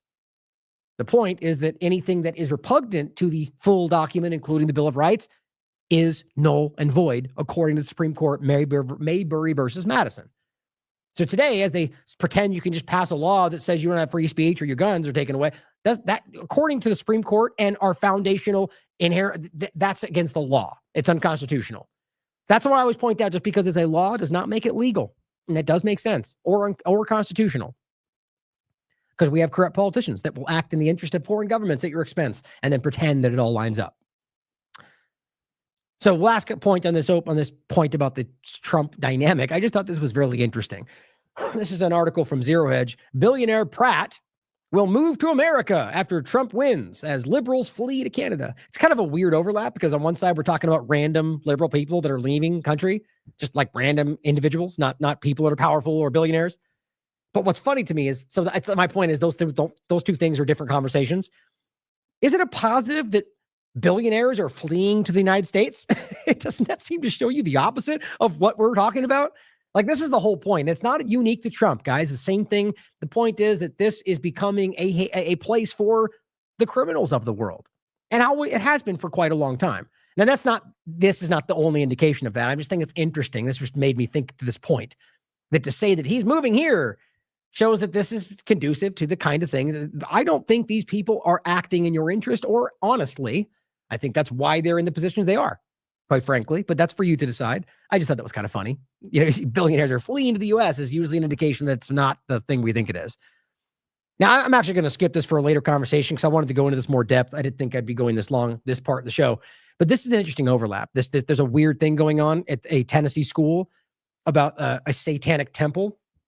And I'm actually going to plan on talking about this because I wanted to make a bigger point about it. But it's interesting is the point. It's about true freedom.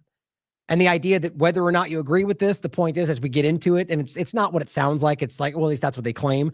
My point is, I find this uncomfortable. I find like this is a worrisome. I wouldn't. The idea that this is the kind of thing that is being normalized, it worries me. And I think it's much bigger than just some random school thing. But the larger point is, if we're going to allow religious freedom, and this is something that's off campus, and the adults the parents have to be okay with it, and blah blah blah. I'll go into it later. Not to say I endorse it. Just to be clear. But my point would be that it's like the free speech point. If you're not willing to protect the worst of the speech, then you don't believe in it. So in this context, if it's just somebody's random choice, and so like they have allotted like an hour for off-campus, like religious stuff or whatever it is. And some people are going to Bible study. And then all of a sudden these parents are like, I want my kids to go here. Well, I may disagree with that. You may think, well, no way, that's not allowed. But the point is, it's the same difference. It truly is. As much as we may disagree, the point is you have the right to make your decisions. And if we want to say we have freedom in this context, that's what it would look like. I just find it interesting that I argue most people would say, no, that's not allowed. That goes too far. Like, okay, well, we need to start erring on the side of principle, guys. I think it's important. I am going to go over this again because I think it's a larger point to make. Now, let's get into some interesting overlaps around.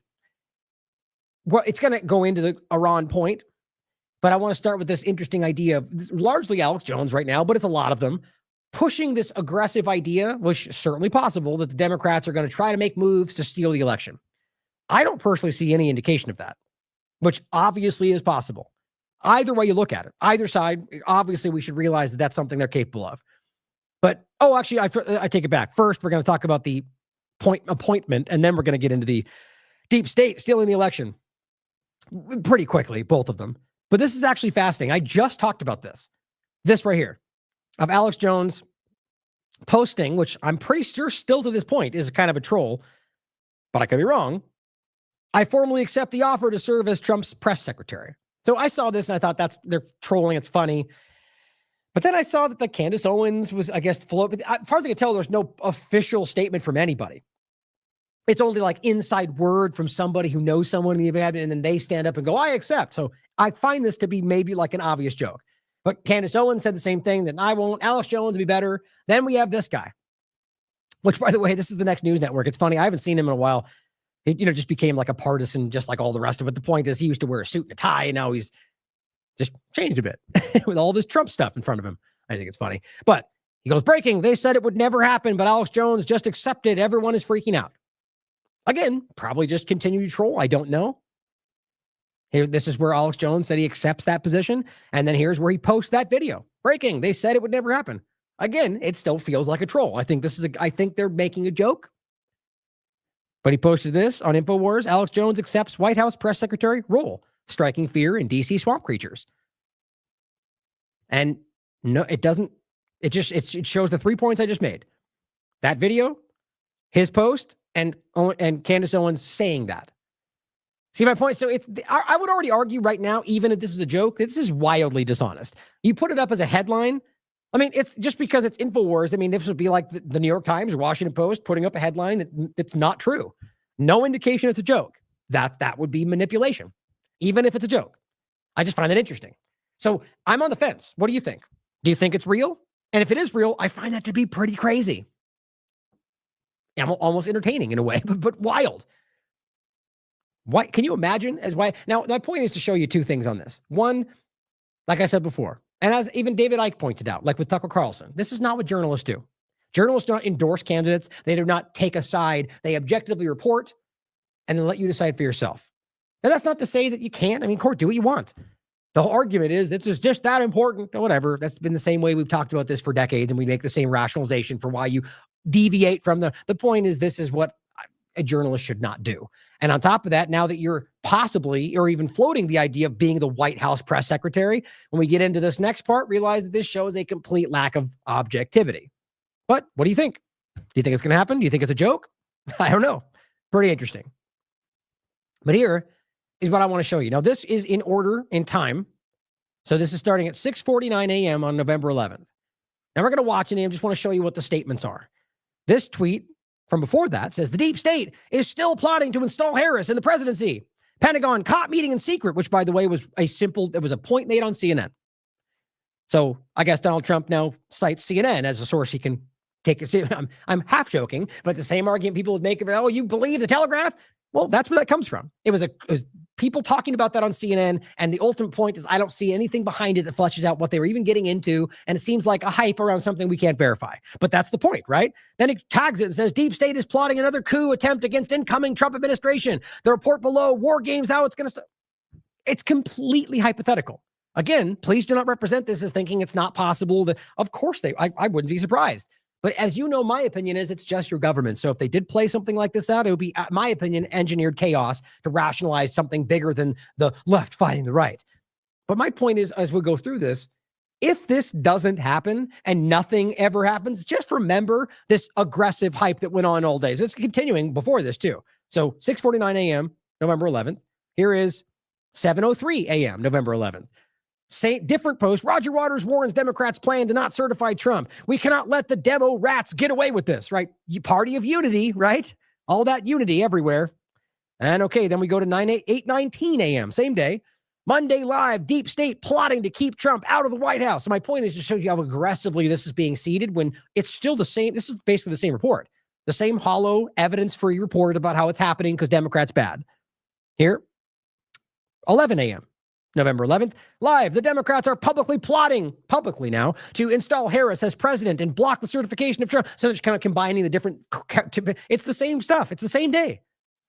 Why would you post this 47 times in the one day? Because that's what propaganda looks like. And I don't see anything other than it could happen, which I'm admitting. This is 11:02, 2 minutes later. Deep State coup alert. The signs are clear. The Democrats are planning to create crises as cover for blocking the peaceful transfer of power. So now it's not it could happen or they see them planning. It is this is happening. They are planning to do this. Okay, so when this potentially doesn't happen and there's no evidence to show that it ever did, can we at least acknowledge as you're seeing all of the totally not weird advertisements for pills and different things that happen every 10 seconds? Here, 2 minutes later after that, from Alex Jones Network, emergency alert. The Deep State's planning to launch new assassination attempts. These are all different, guys. Coup plots, assassination attempts, undermining certification. I'd love to see some evidence. You mean like the other fake assassination attempts? And I'm not talking about the first one, even though there's wildly clear anomalies there. I mean, all the other hype around things that nobody's ever really verified about people dropping this. And clearly this is hype, guys. In so many ways. And that doesn't always mean everything's fake, but still hype. 12:42 a.m., same day. Warning, the globalists are dangerous animals cornered by our recent victories. You're right. So when deep state monsters put deep state monsters in power, that's a we win. Yeah, someone does for sure. Ready to carry out cyber attacks, false flags, martial law, but no matter what. Do you realize how this is the same message that goes on every day for the last 20 years of this report? And so, I'll be right there with you. It's obviously false flags and different, but if you constantly at a fever pitch or always point event when something goes on, guess what? He was right. That's how easy that is. Or pointing at really benign average things that we all know to new people that are just waking up to these things and going, oh my God, the Iran thing. We know that Iran going after Iran. Yeah, you know why we know if they're going after Iran? Because they've been saying that for a decade. But to new people, it looks like he's prescient. He sees they're going to plan to go against Iran. No, they've been telling you that. General Wesley Clark, I mean, going forever. I've played 45 videos of how they're literally telling you we're going to go after Iran, but somehow he was right. Here, Elon Musk. Same, just showing you this is where this is leading to. Essential to stop fraud in elections. Okay, so this hype, this nonstop hype 47 times throughout the day with the same point from the same show about they're all going to cheat and steal and assassinate and it's coming left and right, which of course it could. The fraud in the elections has to stop. Well, we're past that at this point, but either way, and by the way, yes, they're cheating every time. Wouldn't be surprised. My point here is that this is about leading to the idea that we need to stop that. So my point is to show problem, reaction, solution here, which I think very obviously leads into this just simply says, I'll be demanding that voter ID and proof of citizenship are necessary. Yep, exactly, guys. Now, if you want to pretend that that only means what we already deal with, let me show you why you're wrong. Okay, so I want you to see that this is what's being pushed and what is coming, whether you want it to or not, which is already being rolled out. Here it is in my state. A Republican state right now. The real ID deadline is in 6 months. How to get a real ID in Tennessee. This is November 11th, 2024. Okay, so real ID is digital identification. That's what it is. Now, at the moment, you're still going to have your physical thing, but this is setting this up. This is creating the, as we talked about with the SAVE Act, real ID compliant identification. That's the whole point in the SAVE Act. So when they're over here hyping the fraud, that again, it shouldn't be surprising the cheat is happening. But the hype around this after it, building up to this, and then pivoting into stop the fraud, the voter ID, demanding, well, why didn't we do that the first time? Why didn't you do that the last time you were in power for 4 years? I don't think they were ready for it. My point is that the real ID dynamic is already rolling out underneath all of this, and they're forcing you into it. The Real ID Act will go into effect Now, understand the Real ID Act is not the same as this. This is the SAVE Act that talks about Real ID compliant identification. The Real ID Act goes back a while, but now it's fine. And this has been kicked down the road for so long. I'm telling you, because the technology they wanted to do this was not there. They didn't have the justification, the narrative in place. Now it's being driven in. It'll go into effect May 7th during Donald Trump's administration, meaning that Tennesseans only have 6 months left to make their IDs to make sure that they are Real ID compliant. That's right out of the SAVE Act, guys. It says the IDs are required for people 18 years or older or 18 years old or older to enter certain federal buildings, board commercial flights within the United States. According to a statement from the Tennessee Department of Safety, and this is the same difference anywhere in the country, it says the volunteer state has 5.8 million valid credentials. 1.6 million are not currently Real ID. I'm one of them. I'm not going to do it. And we'll see what happens. I'm going to try anyway. So the point is this creates a situation where that's set up. You have to use this in some cases to even access federal buildings, which as far as I can tell is not even currently the reality, or even get on a flight. Now your passport for the time being is another avenue for that. But I argue eventually all of these will be phased out. And it'll come down to this digital identity. That's the whole point. Again, this is not my opinion. If you've seen the past work on this, the ID 2020 and Real ID, both of these things are the digital ID agenda. Right on the surface. In this very show, if you watch it, I go over it on their own websites about why those things are the direction. And they're praising this. So this is what they look like. And it's the little, I think that's supposed to be a yellow star kind of thing. And ultimately, it's a little star. And by the way, I didn't even, it's funny, actually, you think about it, the overlap with the conversation in the world today. Who knows? But the point is that that's, hey, let me do this real quick. We can look at what it looks like. Look at the images of it. So yeah, so it's supposed to be a yellow, the inside's white, the outer part of the star is yellow. So the inverse of, the overcount. So the point is that is what they're arguing that you need. And then this is something that will then be applicable to the entire country, as I understand it. I think that was it on here. So watch this if you understand that. Now here is what Bernie shared, and this is about digital ID in Australia. So it's different country, obviously, but it is all rolling out around the world. And it will be happening under Trump's administration. And here, so Orwell says hers is a yellow star. So that is interesting, by the way, just the context of the world. Coincidences do happen, but I find it interesting. So here's what they say in Australia. And ultimately, her argument is they're getting caught. So they're trying to make it sound like it only applies to certain categories, but then they basically go, well, hold on. If everybody who is under 16 has to do this, that means everyone will have to do it in order. Yep. So digital ID, necessary for everybody, on the way. Of course, if you're testing to see if someone's 13 or 14 or 15 or 16, you're also testing to see, by definition, if they're 16 plus.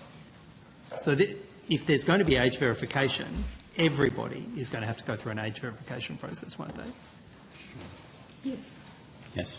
So this isn't just about the privacy or collecting data about kids. This is literally everybody accessing social media. That's how it has to work, isn't it?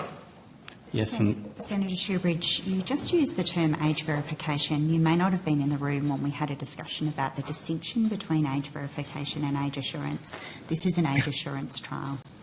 Don't you love these stupid bureaucratic nuances? Like, so, sorry, age, I already forgot it, age assurance.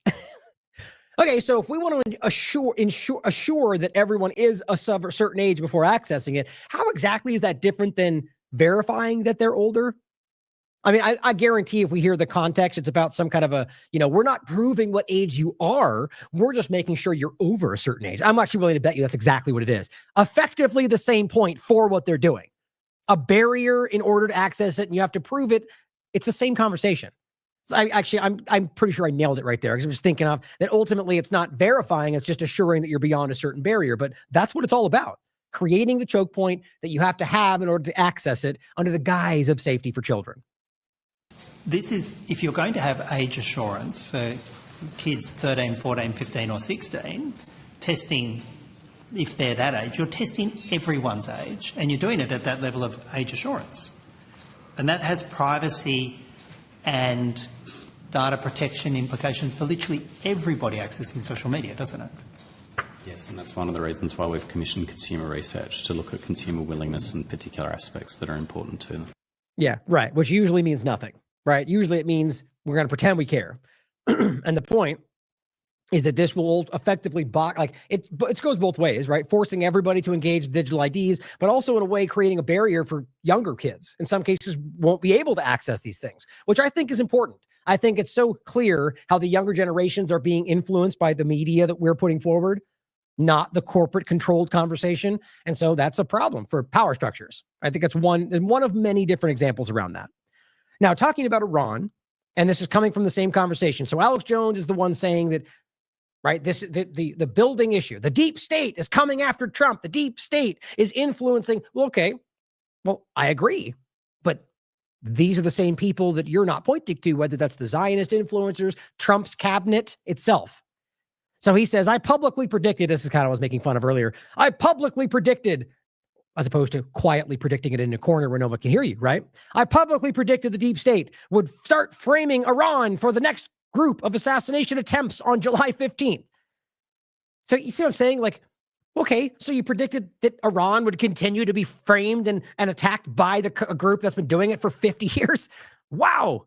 What an insight. And it says, when you study the globalist mind, it's easy to know their next move, except you pretend to study the globalist mind while ignoring the most obvious example of how that's being rolled forward in Israel and the overlap with the World Economic Forum and the vaccine and Trump and everything else. But it says Iran denies involvement in Trump assassination plot. Well, that's the point. It's a cartoon. And I'll show you next again if you didn't see our last show. So what's funny about it is I agree. Right? I do think that this whole game is about framing Iran for what's going to happen. But my point, what I'm going to show you next, is if we're able to acknowledge the fact that they're potentially being framed and you're pointing to globalism, well, here's Stefanik. Look what she's saying. The U.S. is ready for a return to President Trump's maximum pressure campaign against Iran. Oh, wait a minute. Okay, so if the game is to frame Iran for what's happening, and Stefanik is coming hot out of the gate and saying, Iran, Iran, Iran, well, is she the deep state? Or if she's not, then are both of them framing Iran? I don't get it.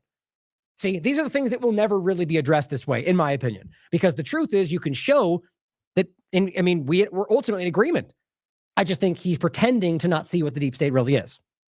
But it says, for too long, our enemy or whatever we want to call the deep state, whatever it means to you, the truth is the unelected power structure. So she ultimately wouldn't be there or within that category. But my point is that this is the Israeli, globalist, Zionist, background, wealthy, influential, occultist families. That is the deep state, as well as the intelligence apparatus, apparati, or whatever you call it, the different intelligence agencies that are completely run by other things than our government's influence. But either way, all of those things are clearly in the same line going after Iran, and all of them are the people that many of the Republican talking heads don't want to call out.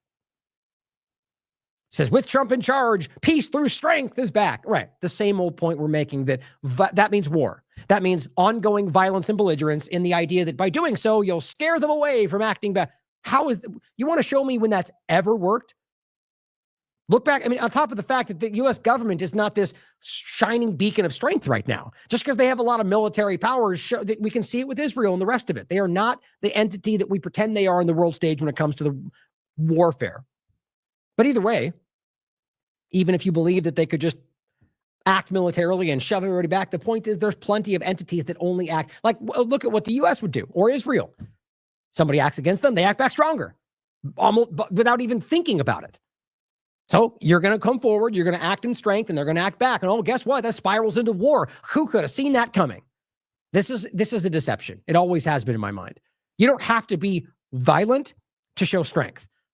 True strength is not through screaming that I'm strong.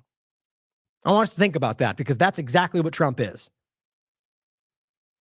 Now, predicted this deep state would be framing Iran. Well, that's Stefanik for you right there. Here's the article from the Wall Street Journal that she tweeted. She put the link out, by the way. It says, Trump to renew maximum pressure campaign against Iran. President-elect Donald Trump plans to drastically increase sanctions on Iran and throttle its oil sales as part of an aggressive strategy to undercut Tehran's support for violent Middle East proxies. Okay, so Is it the same as when Israel supports Hamas or when the U.S. supports moderate rebels? I guess those we don't care about, right? And its nuclear program, which doesn't exist outside of a civilian program, as even the State Department testified to. But the point is, here is the Wall Street Journal. The framing of the partisanship is that this is a left platform and they're going after, that's how it would work if it's things they don't like to hear, right? The problem is that what the real picture is, if you can see through the two-party paradigm, is keeping these differences going while still enshrining the same problems. For example, Iran funding bad guys, nuclear program.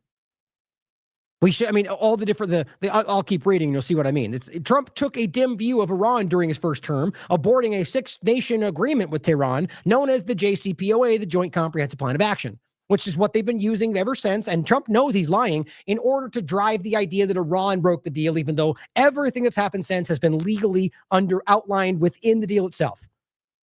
The increased enrichment, all of it was due to them pulling out. They didn't, and up until that point, everything was going along with the deal. So they manufactured the illusion to make it look like things were going wrong. And ever since then, they've made the same argument, but they don't even point at this anymore. It says he also imposed what was described as maximum pressure strategy, which how did that work out exactly? It didn't. As much as they love to pretend like everything happened or peace through strength, the Middle East was at peace. None of these things are real. It's obvious. But they want it to seem that way so they can go right back to what Israel wants them to do, which is pressuring Iran or starving, sanctioning, attacking, subverting them, which, by the way, is hurting the people of Iran. And it says that he hoped that they would abandon their ambitions for a nuclear weapon. See my point? So if I can show you the State Department, who just recently said that's not the case, or the International Atomic Energy Agency saying the same, you think the Wall Street Journal can't suss that out? No, because their job is to misinform you in the ways that drive the agenda for Israel or whatever else. So that's my point. Stop funding and training what the U.S. considers terrorist groups. That's not happening. And improve its human rights record. Now, my point is they're not trained. That you could argue very clearly that they're allies, like we see in many examples, and maybe even more so today that those things are beginning to happen because of the ongoing war. But these are simply allies of Iran, just like the U.S. has allies all over the world. The only thing that makes that a problem is because they convince you that Iran bad guy and that everything they touch is terrorism. It's childishly naive. It says, but when he takes office on January 20th, Trump's approach to Iran is likely to be colored by the knowledge that its agents tried to assassinate him. See my point? Why are we pretending that's the case? There is literally zero evidence to back that up other than intelligence says. That's it. And I'm going to go into next why we should laugh about things they say. So even the Wall Street Journal is hyping the idea that Iran tried to kill the president, tried to kill Trump. So if this was somehow against Trump, they wouldn't be adding to his agenda. The point is this is pro-Israel on the larger agenda in my mind, whether they realize that or not, because that didn't happen. And former top national security aides, after they left office, former Trump officials said, Iran is believed to be seeking revenge for the drone strike. Oh, so we're still playing that game, Soleimani? That's the same lie they pushed in this article we'll go into next. That's not to say that they don't have the justification to respond to an illegal assassination of a leader that was killed under the guise of diplomacy in an airport, which is what happened.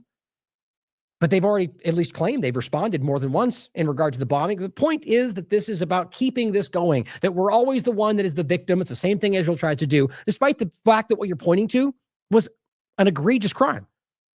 No matter what you think of Soleimani, which they lied about aggressively, either way, it was a crime. And so we point at the crime they commit and then act like they're wrong when responding to that.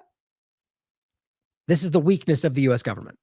Now, Brian Hook, who's one of the people they've already appointed to Trump's administration, who oversaw Iran, and again, to be clear, that's been appointed and accepted, but we haven't seen these things technically happen yet. Again, that's important. He oversaw Iran policy for the State Department in Trump's first term. So we can already see where this is going. And is now in charge of the Trump transition for the department. And said Thursday that the president-elect has no interest in seeking to overthrow Iran rulers. Yeah, nice words. Because the point is, it doesn't matter when you say things like that when you're still supporting aggressive actions against Iran, which are in the interest of Israel, who Israel will continue to attack them, which they're continuing to show. But Hook, in an interview with CNN, noted that Trump has pledged to, quote, isolate Iran diplomatically and weaken them economically so they can't fund all the violence, that none of which is being proven to have happened. They're talking about all the Hamas and Hezbollah and Iran. They're not doing that, not in the context of the way they're framing it. So you're going to hurt them, which hurts directly their people, not the government, because you want them to stop something they're not doing. But you're not going to try to replace their rulers. That's what the whole point of what they're doing. That's the whole point of everything they're doing against them. And of course, they say all the violence perpetrated by Hamas, Hezbollah, and the Houthis. Exactly my point. One of which is currently provably funded by Israel, but who cares about the facts? Great journalism, Wall Street Journal. So here, going back to Alex Jones' point about deep state going after Iran, infiltrating the... Okay, so if we were objective, wouldn't it be concerning that a foreign military, an ex-foreign military entity suddenly found a position of power in the U.S. government? Wouldn't that be concerning? If a Chinese military member suddenly found a position of U.S. government, wouldn't that? Yeah, it would, huh? Well, here, according to the New York Post, ex-IDF soldier Daniel Nober becomes the first Republican elected to Long Island seat in more than 50 years. Gee, I wonder if he's funded by AIPAC. That's a joke. It's obvious. The bottom line, and that's the reality. The point is, this is alarming. This should matter to everybody. Not because it inherently means they're bad, but because it is a foreign military entity that is being put in a position of power in the U.S. government. So if they were being honest about the infiltration of the government, of the globalist agenda, about the framing of Iran, this would matter to them.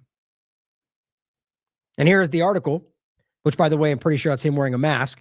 It simply says, he's got a big assist from President Donald Trump. It all comes together. It's all part of the same agenda.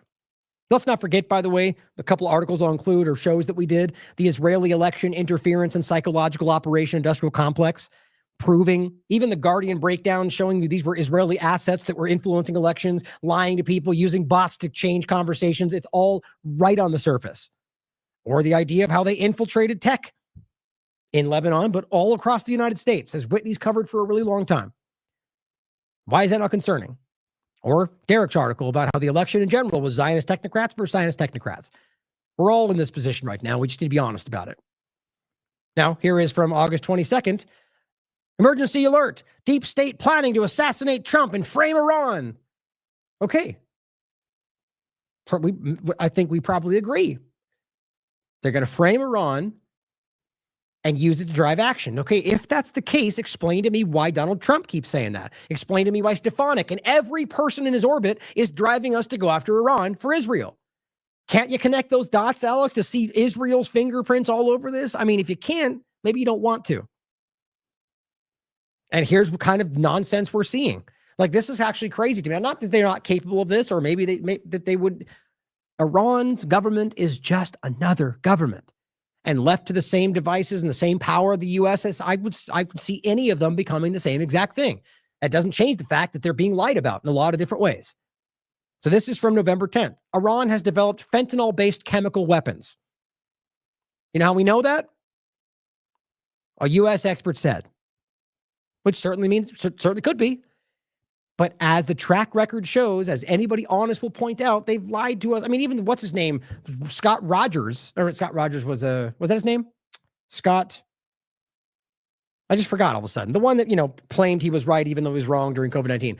He just came out and was like, I guess a normie perspective, came out and said, well, if Iran, they're probably lying if they lie about Iran all the time. That's how obvious it is. And right on the surface of the conversation. You know why? Because it's as simple as looking back. Okay, here's what they said, and here's what happened. Oh, they lied. Okay, or they were wrong. Okay, next one. Okay, here's what they said Iran was doing in the moment, and then here's what actually happened. Oh, here Bolton said, here's what they're doing. Oh, turns out they manufactured the whole thing over and over and over and over. Oh, Operation Ajax. Oh, they lied about it. Oh, the babies and incubators. Oh, they made it up. This is what they do. That's what governments do, to be clear. So when we have them coming out at a time when they want us to be aimed at Iran, they come out and say, guess what Iran's doing? U.S. expert says. Well, history shows us they lied about these things. So if you're going to be objective about it and use past evidence, you would say this is probably a lie. Well, considering that it could be true. Iran is believed to have weaponized pharmaceutical agents to kill or incapacitate. You know why this is interesting? You know how long we've been talking about the overlap? I didn't think it would materialize like this, but realize we talked about the Vanilla ISIS overlap, which was pretty much Iran and different elements working with the bad white supremacist Nazis of the Trump administration. That was the game they were playing, right? When in reality, it was an Azov movement, Israeli constructed to frame Russia. It's just so much nonsense. The point is that now all of a sudden we've got Iran, they're telling you, using pharmaceuticals to kill or incapacitate, which, by the way, would look like a COVID-19 thing or a central nervous system collapse, or you would suddenly be not being able to breathe properly and collapse.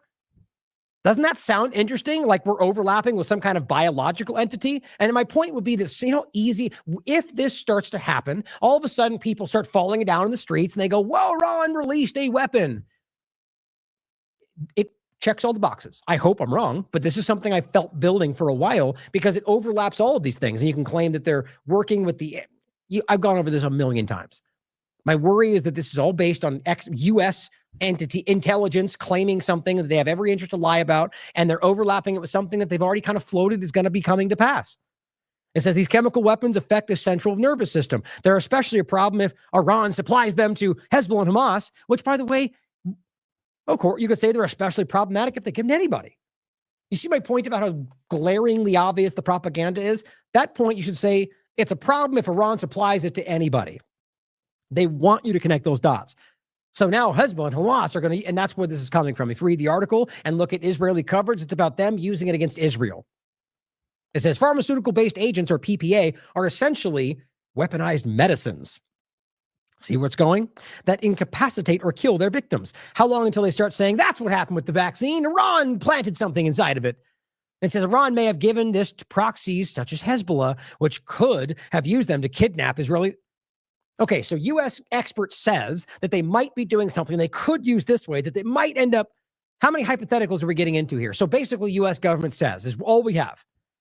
And they've already traced this out over into they could give it to Hezbollah, which could use it on Israeli soldiers and might kidnap them. Where in the world? Maybe it's supposed to dovetail with the Amsterdam lie about people being kidnapped. I don't know. But it says, quote, at a time of growing regional instability in the Middle East, largely the result of the militancy of Iran proxies. Oh, is that what it is? Forgive me if I thought it was the ongoing genocide. My apologies. The threats posed by Iran's weaponized PPA program can no longer be overlooked. What threats? So suddenly you've the first time pointed at this possible thing, and then all of a sudden the growing threat of this thing we just talked about, it can't be overlooked anymore. Like you've gone from introduction to fever pitch in the same paragraph. Isn't that perfect? I guess they're running out of time. What do you think? It says Iran was a victim of chemical warfare during the Iran-Iraq War in 1980s when Iraqi chemical attacks, including nerve gas like sarin, where mustard gas, were killed over 1 million Iran casualties. Oh yeah, I guess they left out the part where that was supplied by the U.S. government. Oops. It's very easy to prove. It's an on-the-record conversation. So yes, they were victims of chemical weapons attack that the U.S. supplied for them to use against Iran. And then they used that to kind of go, that's why they probably would do it. That's basically the argument. But it's still wrong, even though they have a reason to fight back. God, I mean, am I crazy or have they have gotten worse at this propaganda game? But here is Alex Jones going back to older coverage around Iran, which I think is important to overlap. Here's 2018. Alex Jones goes viral in Iran. Basically, the point is, Restart, a group they're talking about, wants to make Iran great again. InfoWars posted a title, John Kerry torn apart after illegally meeting with Iran. The Restart Iran movement is made up of millions of Iranians who oppose their current regime and who want peace with the U.S. and Israel, openly supporting President Trump. Weird. That almost sounds like you're completely part of the agenda to rationalize the regime change effort to overthrow the government, to put a new people in power for the U.S. and Israel. Gee, it almost sounds like a D-state agenda. Funny how things have shifted now that Trump's in power. See how that works? Or here's a conversation from 6 years ago. Trump is planning to attack Iran in the next month. You can watch for yourself. It's the same conversation. You can evolve your opinion for sure, but it seems to be evolving around the time Trump is in power and then away again and then back now that he's in power. Sure, you can discern that for yourself. Now, on the point about the Trump-Iran psyop, it's crazy, and I want to go over this again because one thing I want to point out about this is this is one of the things like demonstrating our value that I think are important. So in this show we just went over from yesterday, I was going through this. This is just on the YouTube page, but I have it stopped on the page of the affidavit. Oh, and by the way, I was going to mention at the start, I forgot. Please filter this through the community. Make sure people know. I wanted to say it in the beginning. I yet again made a mistake that I very rarely make. But yesterday, as I was basically rearranging some of the tabs before I started and forgot to save them all. And as I went through closing them all down, even after the end of the show yesterday, I ended up closing the window too, thinking that I had them saved, and I lost all the tabs.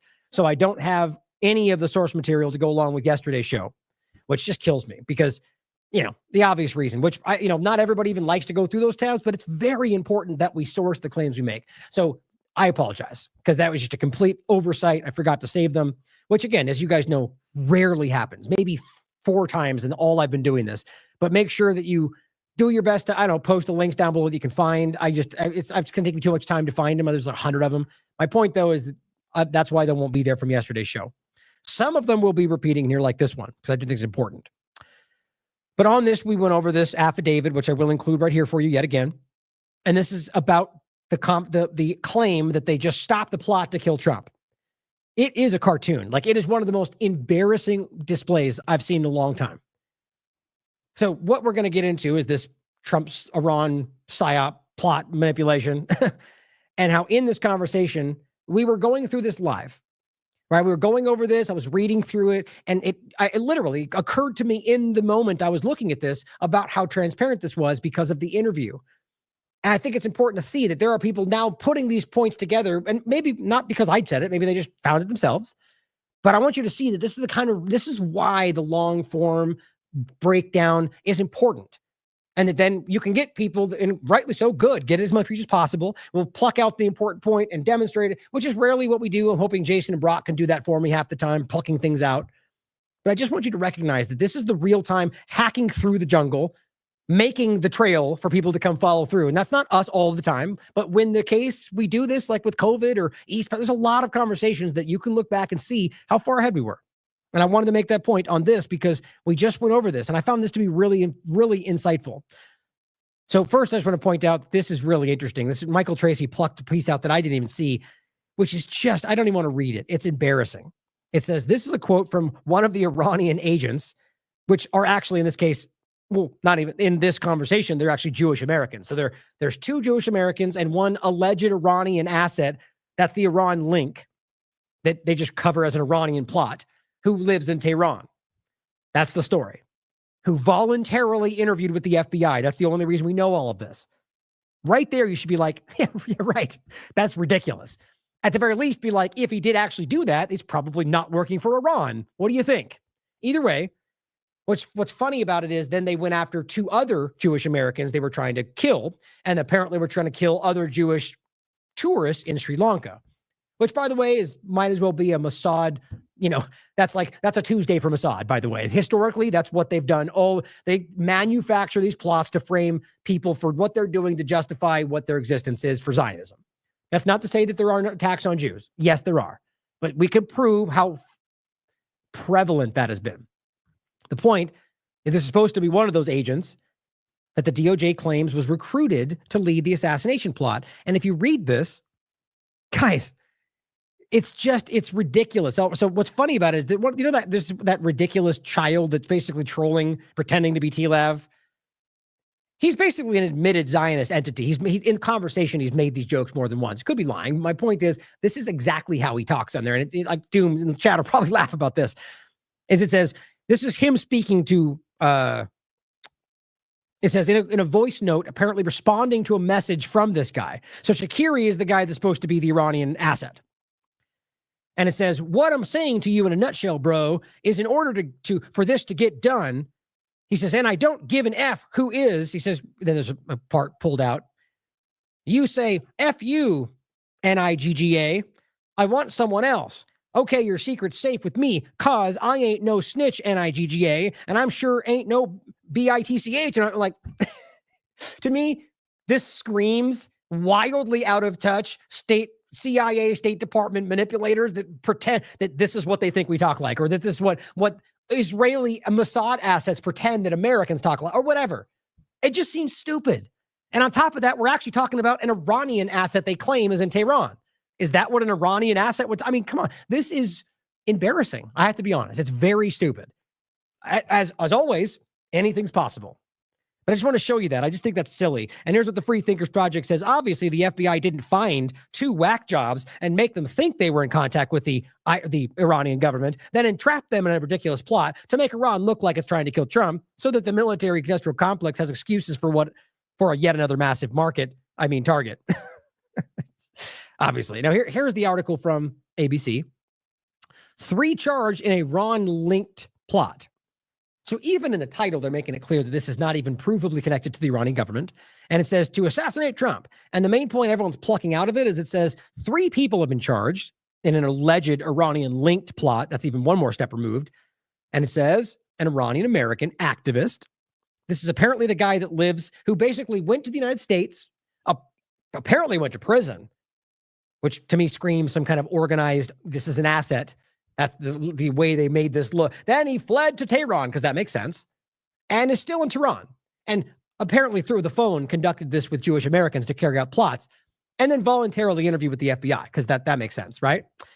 And 2 Jewish Americans. So we have an Iranian-linked entity who might not even exist, and 2 Jewish Americans. So wouldn't you call this a Jewish American plot with help from Iran? No, it's an Iran plot, because that makes sense. To me, it's, now, just because they're Jewish American does not mean they're Zionist or Israeli, but it's obviously the connection that even Israel would force in, that if they're Jewish, they are Zionist. That's not the truth, but that's what Israel would want you to think. But when you say it, you're racist, right? The point is that there's an obvious reason to think this is something other than what it looks like. Now, very quickly, for those that didn't see yesterday's show, and I recommend you look, Shakiri is the guy that's supposed to be the Iran link entity. The other 2 Jewish Americans, they have names for them, but I don't know if they're the real names. The point is that they're the ones that were supposed to be working with him, and they're all arrested, all 3 of them. This says, for my discussions with other FBI agents and my review of written reports, I have learned that on or about these many dates they list off between September and November, Farhad Shakiri, the defendant, participated in voluntary telephonic interviews with the FBI. He represented that at the time of the interviews, he was located in Tehran, Iran. During the interviews, he stated in substantive parts the following, and goes on to talk about working for Iran and trying to kill bad guys. And of course, on then saying that in this whole thing, they make the argument that they were doing this in response to killing of Soleimani, even though in the entire article, there's only 3 mentions of it. One of which is that his name might have familiar connection to Qasim as Majad Soleimani. And the other ones are that the FBI tells you that's why they might do this. Somehow that translates into, here's why they're doing it. Great job, ABC. You guys are ridiculous. Either doing it deliberately or they just are that bad at their supposed journalism. But overall, this guy, I don't believe is what they pretend he is, if he even exists at all. It seems very thin. Why would he be speaking with the FBI? And as even Free Thinker pointed out, maybe they're just pretending he's there to trap these people into doing what they want so they can make it about Iran. I mean, this is what they've been caught doing over the years, guys. This is what they do. And if you actually go through all of this, the point about Donald Trump, which I think I got clipped out right here, they make it clear this has been going on since, I think, 2023, at least as they claim. And only in September, just before the election, they decided to go after Trump. To me, this sounds like some other ongoing ploy. They just kind of diverted into some Trump. You can decide what you want from it. I think the main point is this doesn't line up. If that's all they've got, I think we should very strongly question, which I think history has shown, whether we're being lied to for very obvious reasons to engineer war for Israel. Now, here's a clip that Jason put out today, kind of going over yesterday's show. So I'm glad he got this out. This is the clip of what I just kind of went over. If you want to share that, I think it's important to see. That is a manipulation, and I am absolutely convinced of it. Now, overlapping points. I've seen this kind of spin out over the last couple of weeks. And we're seeing all of these allegations. Now, some of them could be real, maybe all of them. But I think we should really question whether this is being driven either through real action, through psychological operations, or statements and narratives. But it says the 17-year-old German Turk arrested. He planned an Islamist attack on a Christmas market in Germany. Says Germany, which, by the way, Germany is easily one of the most influenced by Israel at the moment, maybe safer in the United States. But here's what the article says. If you actually go through this, all you have is a guy that got arrested before something happened and claiming that they feel it might have been an Islamist-linked thing. That's all it is. It says the clues, it says probably Islamist background. I can't believe we go along with these things, that the narrative on Twitter from one account is that he planned an Islamist attack. That's not even what the article says. The truth is that they think it might be. From monitoring conversations and intercepted communications, investigators suspect Islamist background. Well, what if he has and what does Islamist background mean? That he believes in Islam, that he's a Muslim? Because the way that we want to frame that today in the Western conversation is terrorist. And we all know that, even though it's not what these words mean. The point is that then becomes he is working for an agenda for Islam, when the reality is they're simply just probably pointing to his religion. But my point is, we don't know because that's the information you get. And it's suspected, probable. And it goes on to simply argue that they got tipped off about what might happen and then stopped it before it ultimately happened. So I guess we're back into the whole pre-crime dynamic. Bill Barr and Donald Trump, they rushing this forward in the United States. Now, of course, it could be something, but I'm worried about how this is being rolled out right now with what just happened in Amsterdam. And Jonathan Cook makes a good point. He says a mood is being cynically cultivated in the West, just as it was in parts of Europe in 1930s, to suggest that some groups are subhuman, that some minorities must be expelled or rounded up and disappeared. That is the proper context for understanding what really happened in Amsterdam last week, as the police treated violent Israeli hooligans with kid gloves and the politicians and media recast the villains as victims. If our politicians, and nobody in this, not him, not myself, is saying, good, they got beat up.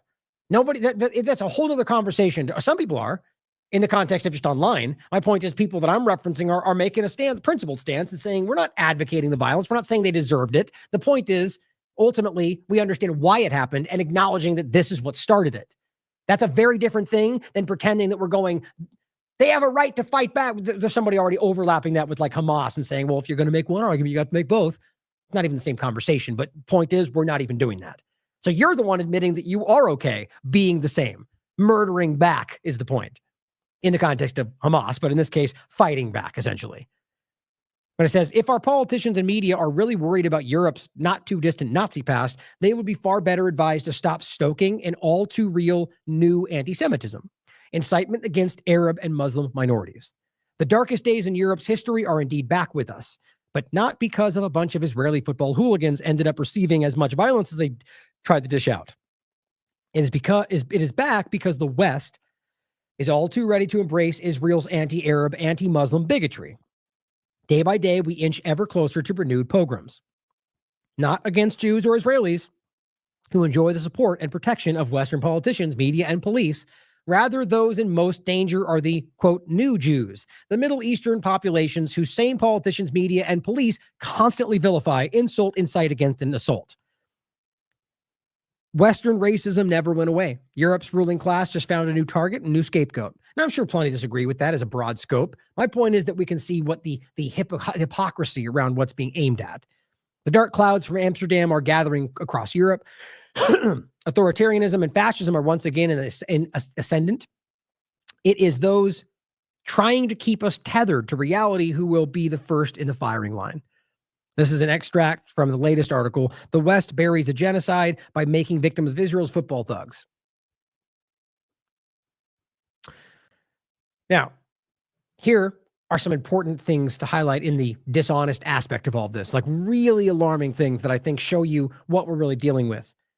Now, first, Majid Nawaz points out this scary development that's on top of what I showed you from Netanyahu and his situation room after Israelis got beat up because they started violence in Amsterdam, and making it about somehow some military mission I believe they're building a very dangerous narrative around why they justify action against anybody anywhere, which they already claim they can do more than once.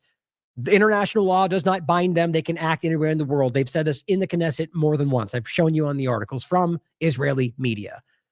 But he points out this Thursday, Israel will play in France. Europe is being set up in a U.S. January 6th style riot style provocation to cause Muslim versus non-Muslim civil unrest or conflict. I really believe it's the same thing we see happening in the United States. This is being driven by Israel for a larger agenda, even if this most simple thing to acknowledge is diverting attention from the genocide and staving off their inevitable collapse. But on top of that, it's much bigger. There's the globalist overlap in a lot of different ways that ties in with things they need to rationalize to drive you in position for the next step. Either way, I agree with that. Weaponized migration, using Mossad and other elements to manufacture violent attacks to justify response. I mean, it's going over, it's all right on the surface. That's why every time these happen, like with Amsterdam, the police come out and say that's not what happened, but all the politicians lie anyway. And they call you racist for acknowledging the truth and the facts you can prove. It says this chaos to bring order. Do not take the bait by engaging in violence or amplifying division online on behalf of globalists. See, he sees it. Alex Jones should pay attention. Be smart. Netanyahu already threatened this trap. He did in the past. And we've seen this many times, by the way. He says down here, right here, this is not it's a threat, not a prediction. He says, and this is Netanyahu saying, if Israel falls, the entire world will follow. You can read the thread for yourself. I think he nails it right here. And so I think we're being set up. Now, just because you guys don't respond, just like with January 6th, doesn't mean they still won't roll it forward. I mean, they still call it an armed insurrection because that was the narrative they were given. They were given marching orders and they still seem to say it. So, but the point is, do not give them more ammunition. Now, here's what we saw in Amsterdam. And you saw this before, but this is actually a great side-by-side showing you, and just like I said earlier about the Iran point, remember, we caught this in real time in the video because we compared the two, as plenty of other people did. But I just want you to show that this is the kind of thing that we are ahead of, right? Pulling this out in real time, not because somebody showed it to us, but because we just saw it and we were discussing it and just, in real time, breaking things down. I find that to be valuable. That's why this is what I would want in other news media. So I hope you recognize the value in what we do. Great clip from Philip Proudfoot, or at least from Saul Staniforth, or whoever they grabbed it from. And it shows you the difference of when Sky News put a clip out and then they deleted it and put out another clip that obfuscated the reality. Now, the whole thing was like that, but this was the one point that really stood out to me too. And it's about highlighting what the Maccabi fans were doing. And this goes back to that woman's video who is still right now calling them out for using it and pretending it's what it shows, Maccabi fans being beat up, Maccabi fans. Instead, what it really shows is them beating up a random Dutch person in the street. So no, it wasn't about Jews. No, it wasn't about Middle Eastern. They lied about the whole thing, at least that video, and they still keep using it. And so this is part of that video, and they're showing you how Sky News lied about it. Maccabi fans were seen attacking locals as a police car can be seen driving by. A video posted on social media shows a large group of hooded men dressed in black running down the street and striking people at random. Maccabi fans were seen attacking locals as a police car can be seen driving by. A video posted on social media shows a large group of hooded men dressed in black running down the street and striking people at random. So it goes from Maccabi fans, which are easy to verify, to random hooded people, anonymous, striking at random. Well, it's funny how at first you didn't say striking at random, which is what they are doing, and because you're talking about Maccabi, then when it becomes anonymous, of course, the point is you let people read into what you want. That's not just mistakes. That's deliberate misinformation from one of the leading groups in the UK for a foreign government. It just couldn't be more obvious. The Muslim lawyer points out, here is an excellent must-watch video on what transpired in Amsterdam. And we've talked about all this, but these are my point. Like I think somebody else really well put that kind of outlined that they got really great uptake from politicians. I mean, almost everybody, news platforms, even the people that are in some ways starting to show a little bit of truth about Israel, lied about it, and almost everybody, everywhere, individually, people saw this. Is by far the softest fucking shit I've seen all week. To the Middle East, because the Israeli military says it's preparing to immediately deploy a rescue mission to the Netherlands after violence broke out following a Europa League match between Maccabi Tel Aviv and Ajax Amsterdam. No, I don't think you heard it right. So the IDF wants to go and send troops to Amsterdam over a bar fight that they started because of a football game that they lost.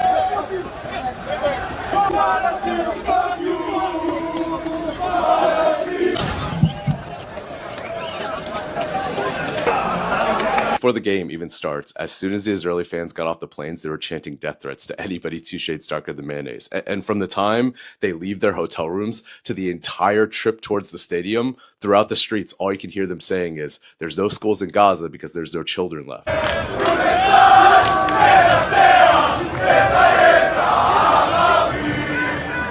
Their team loses 5-0, which is pretty hard in a football game. So they go to the middle of the town square, start a bonfire, and then they start vandalizing Dutch homes that have a Pali flag. And then they find an Arab taxi driver and they beat the shit out of him. And here's how dumb Western media thinks you are. We know all of this shit happened before the riots because even though NBC wrote that headline, they fucking timestamped and geolocated when they started seeing the taxi driver getting beat up. Like they have, like you got caught in 4K starting a fight. And when you lose the fight, you're like, oh man, anti-Semitic. Like you call your government to be like, yeah, can you send the army? Like how fucking, it's important to note that their team is ranked last place in the league, and their next opponent is Turkey, of which Turkey's like, nah, fuck that shit. Like, if we win, you're going to send the army. And so they're asking to relocate the match somewhere that's neutral. We should also say that there have been videos, again, I've seen things, multiple videos of the same event, so we're pretty sure that these are accurate, of people chanting anti-Palestinian slogans and pulling down Palestinian flags. So we are having various claims made, but what we can say is that these events were clearly about more than just football rivalry. I thought it was cute how he threw in that last comment in there to pretend to be impartial. Like, can you imagine I go to South Africa and like I call everybody the N-word? And by the way, not everybody is black in that country, but like the majority, right? And so I go to a football game and my team loses.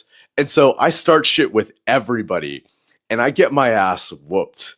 And I call my president to be like, hey, can you bomb South Africa?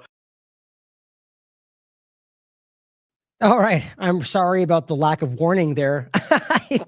So oftentimes when I play a clip, I'll use it to deal with something in the background. Often I'm over here laughing essentially because I forgot this guy cussed 14 times and I forgot to warn you. So I apologize about that. The reason I thought it was important was everybody, average people everywhere. That was the point that we're all seeing. Saw through this. When's the last time we ever, I mean, before October 7th, you did not see stuff like this, guys. People were blinded to it. Today, it's not working anymore. That's nothing if not a positive, guys. I think it's crazy that it's just they have lost the control over how they influence people's opinions because I honestly, you look back, I think it's always been this bad. Just at some point, people went along with what politicians and other experts told you we're supposed to think until suddenly we started going, oh, maybe we shouldn't blindly follow them. Thank God. Finally, we wake up. But important to see. Now, here's honest reporting saying when anti-Semitic mobs in Amsterdam launched a coordinated assault against Jewish fans. That's the whole thing right now.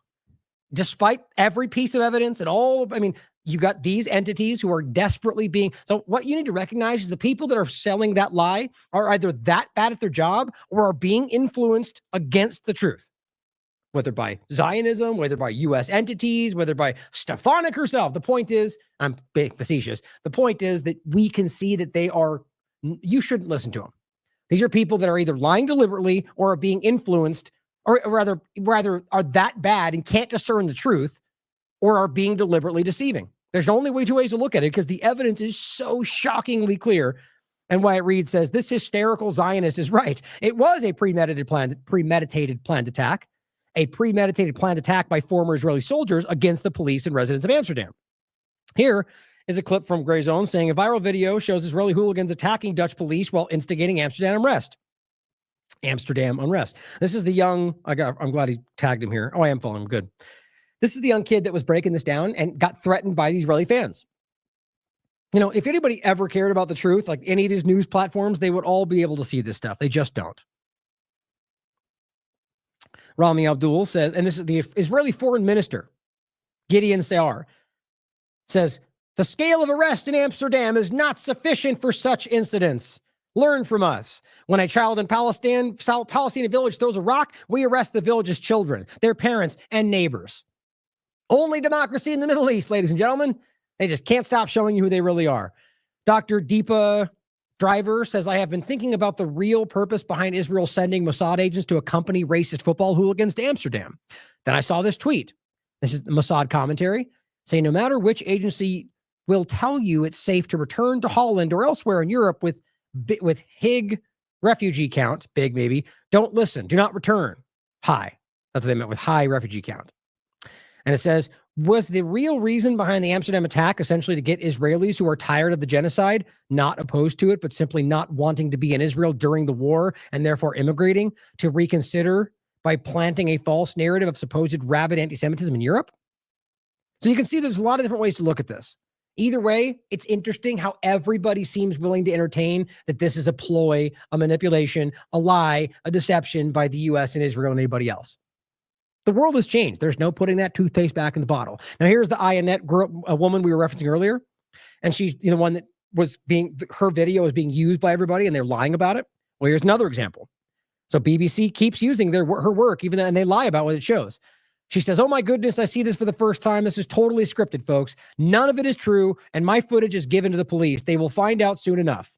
Here's BBC Newsnight saying, "Suddenly a lot of people come to attack us with belts and sticks and rocks. Israeli football fan describes how he and his 13-year-old son experienced violence." The point is, guys, you're going to find, I mean, it really is wild. What you have to realize here, as much as this becomes a little bit more contentious, just like with the people that we now can prove lied about seeing women get raped, seeing people get tortured, lied about kicking people's heads across the counter. All of these were shown to be lies by Israeli media and even their own testimony. Okay, so the point, as I showed you about that guy who testified earlier about the babies and so on that we now know is false, that guy was lying. All of them, not just the soccer workers, but I'm talking about the people who stood up and said, "I saw it, I was there at the concert," for example. They lied to you. So either they chose to lie because they wanted to help Israel, or they were pressured to by Israel. That's it, period. I know that's super contentious for some people, even though it's factually proven. So my point is, when we have people like this football guy, you have to ask, is he lying because he wants to, or because people are trying to get him to? Or is there some kind of a, caveat to this where he was not a part of it somehow, didn't know what was going on and got beat up and still sees it that way? I guess it's still possible. Either way, the picture they're framing for you is flat out wrong, as everyone can see. Here's a good clip that Max put out from a local Amsterdam resident interviewing random Amsterdam residents, asking about what happened. So now this is why, like, for example, Gaza versus Lebanon, the difference is in Lebanon, people can be talked to, they can film, they can show you what's going on. So sort of like this. So they can lie all they want about what they say happened from Israel, from the United States. Let's ask people that live in Amsterdam what they think happened. Did the Maccabi hooligans behave towards local Amsterdammers? Different from moment to moment. Every time someone with a Palestinian a symbol or anything walk by, they got pretty violent, middle fingers, but also like physical violence. Then I passed the monument and they threw beer at me and they spit it at me in the Damstraat. But it was like a very aggressive tense over here, like, yeah. Yeah. So Maccabi hooligans threw beer at you and they spit at you? Yeah, and it was okay. I'm okay, but... How did that make you feel, though? Worried. I don't like aggressiveness in my city. Amsterdam has always been a tolerant city towards others, but when a group so aggressively comes in, I don't know, make me not feel at home anymore. At one moment there was someone who was pulled off the bike and we walked to there to just see what happened, and at that point a glass bottle was thrown at us from the crowd of Maccabi supporters. So no, didn't really feel safe at all. Maccabi hooligans threw glass at pro-Palestinian people just cycling by? Yeah. And did the police intervene? No, they told us to step back, go away, or even said then you shouldn't have stood there. So they blamed you for being attacked? They did. Now, obviously, the objective thing to do is say, okay, well, maybe, they're all making it up. Maybe he interviewed only, 40,000 people and they're the only ones that said what he wanted to show you. These are always things you consider. But the reality is all the other evidence backs this up. The police testimony, the endless amount of video evidence from online, from everybody that was there. I've seen at least 7 different videos in different locations of them chanting, "Kill all the Arabs," and "There's no schools because all the children are dead," over and over. And I'm not just one clip. I mean, over and over at the airport, on the stairs, at the parking lot, at the field. I mean, it's crazy how obvious it is. And guess what? As Robert covered, it goes back long before this. This is not new.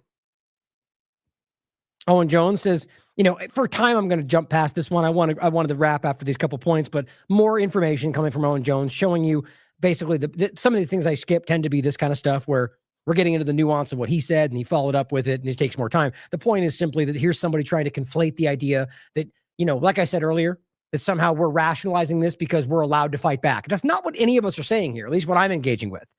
We're simply acknowledging that you're lying about how this got started and framing it as some kind of planned Jewish attack.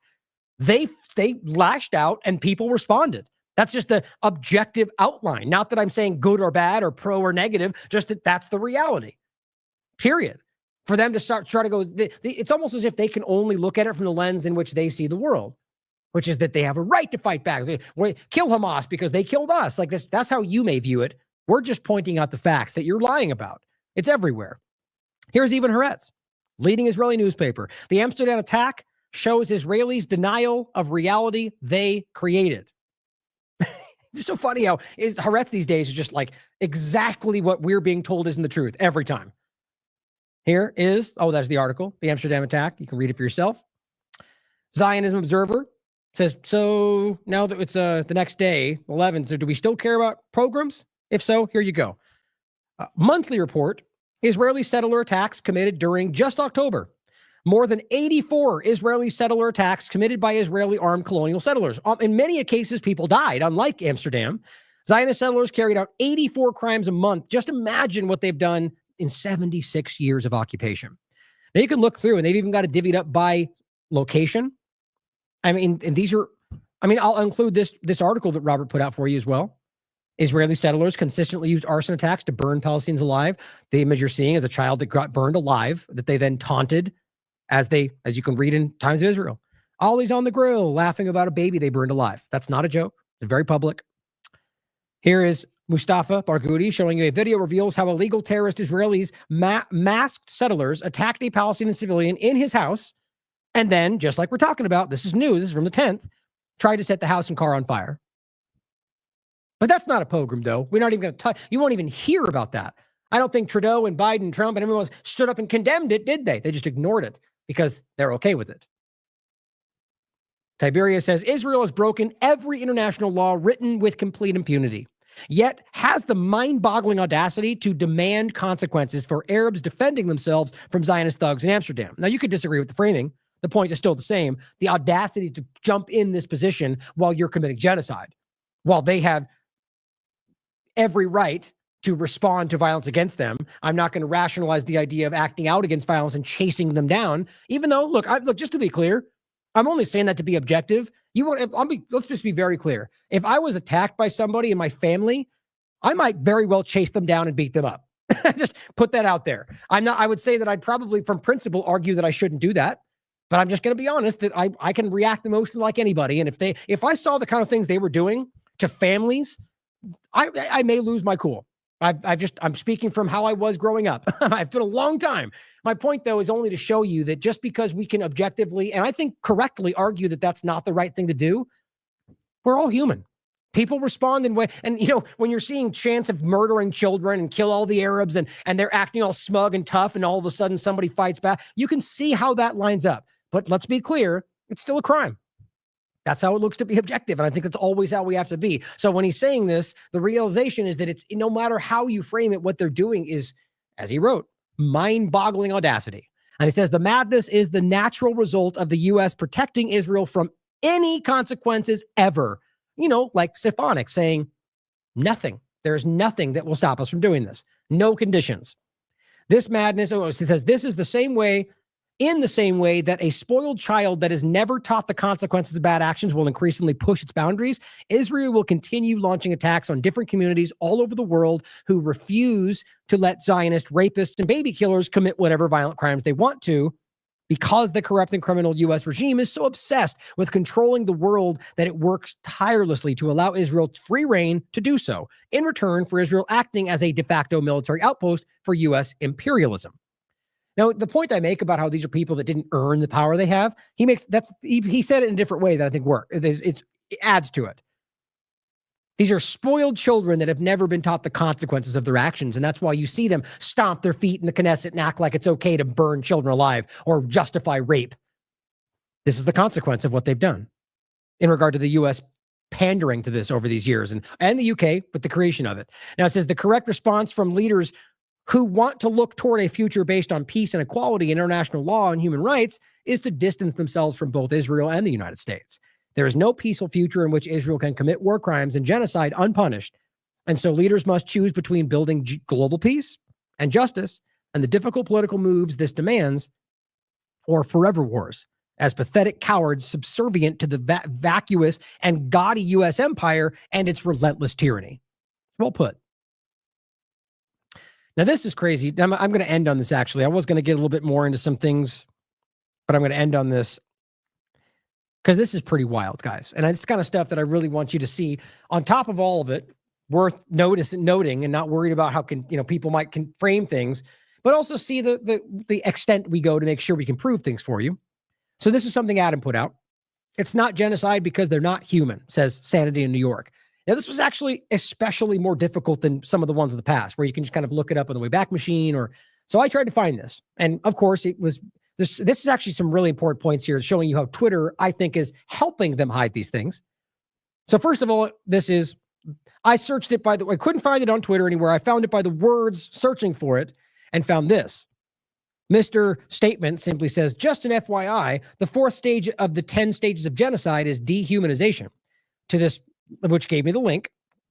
So you go to the link and it's gone. Then I was able to find, in this case, the Wayback Machine. So just to make sure we can prove that he did say this, it says the irony of all the genocide, in quotes, allegations is that these animals aren't even human. Let that sink in. Now, yes, this is just one random guy online. If you could look at the rest of his account, it's pretty clear this is something he believes. But this is October 3rd, 2024. And it says, and here is, this is a new Al Jazeera comedy skit mocks October 7th massacre. And this person responds saying they deserve everything they got, and that's where he responded right there. And you can see as this continues, and I'm going to show you the other points, but it goes on to say, at this point, it's really just mercy killings based on their lack of intelligence and ability to survive in a modern world. This is grotesquely disgusting. These are the kind of people that we're talking about. Oh, they're brown and they can't. So and what I've been told to think about them, therefore we should just kill them anyway because they shouldn't even exist. This is what people think. This is what is barely veiled, if at all, by the way, in the Israeli conversation. Not every Jew or Israeli, clearly, but a good majority of it. And again, when I say not even veiled, they're saying these things on public TV. I'll show you next. In the Knesset, proudly telling you they're all human. They should all be killed. Every child is guilty. These are things they've said publicly. And this rightly says, what's wrong with your minds? Right? Good. And it says, people who celebrate the rape, mutilation, kidnaps, torture, and slaughter of unarmed civilians, including children, are not people. Oh, so you bought right into the narrative being sold to you, right? As opposed to them cheering for acts of resistance after 75 years of oppression. No. It's because you were lied to about rapes, mutilation, kidnapping, torture, all those things. Aside from the people that they took back that were not military, everything else is a lie. All of it. Every single one of those claims. And this is a year later, mind you, and he still doesn't know that. Here's his account, by the way. You can look at it for yourself. Still there, by the way. So recognize that this gets put out there, publicized. I'm not calling for censorship. I never am. But the point is that his account is still there, while people have been censored immediately for far, far, far less, including from the river to the sea. But here he is saying they're not even human. So there is no genocide. Like, that's the kind of level we're at.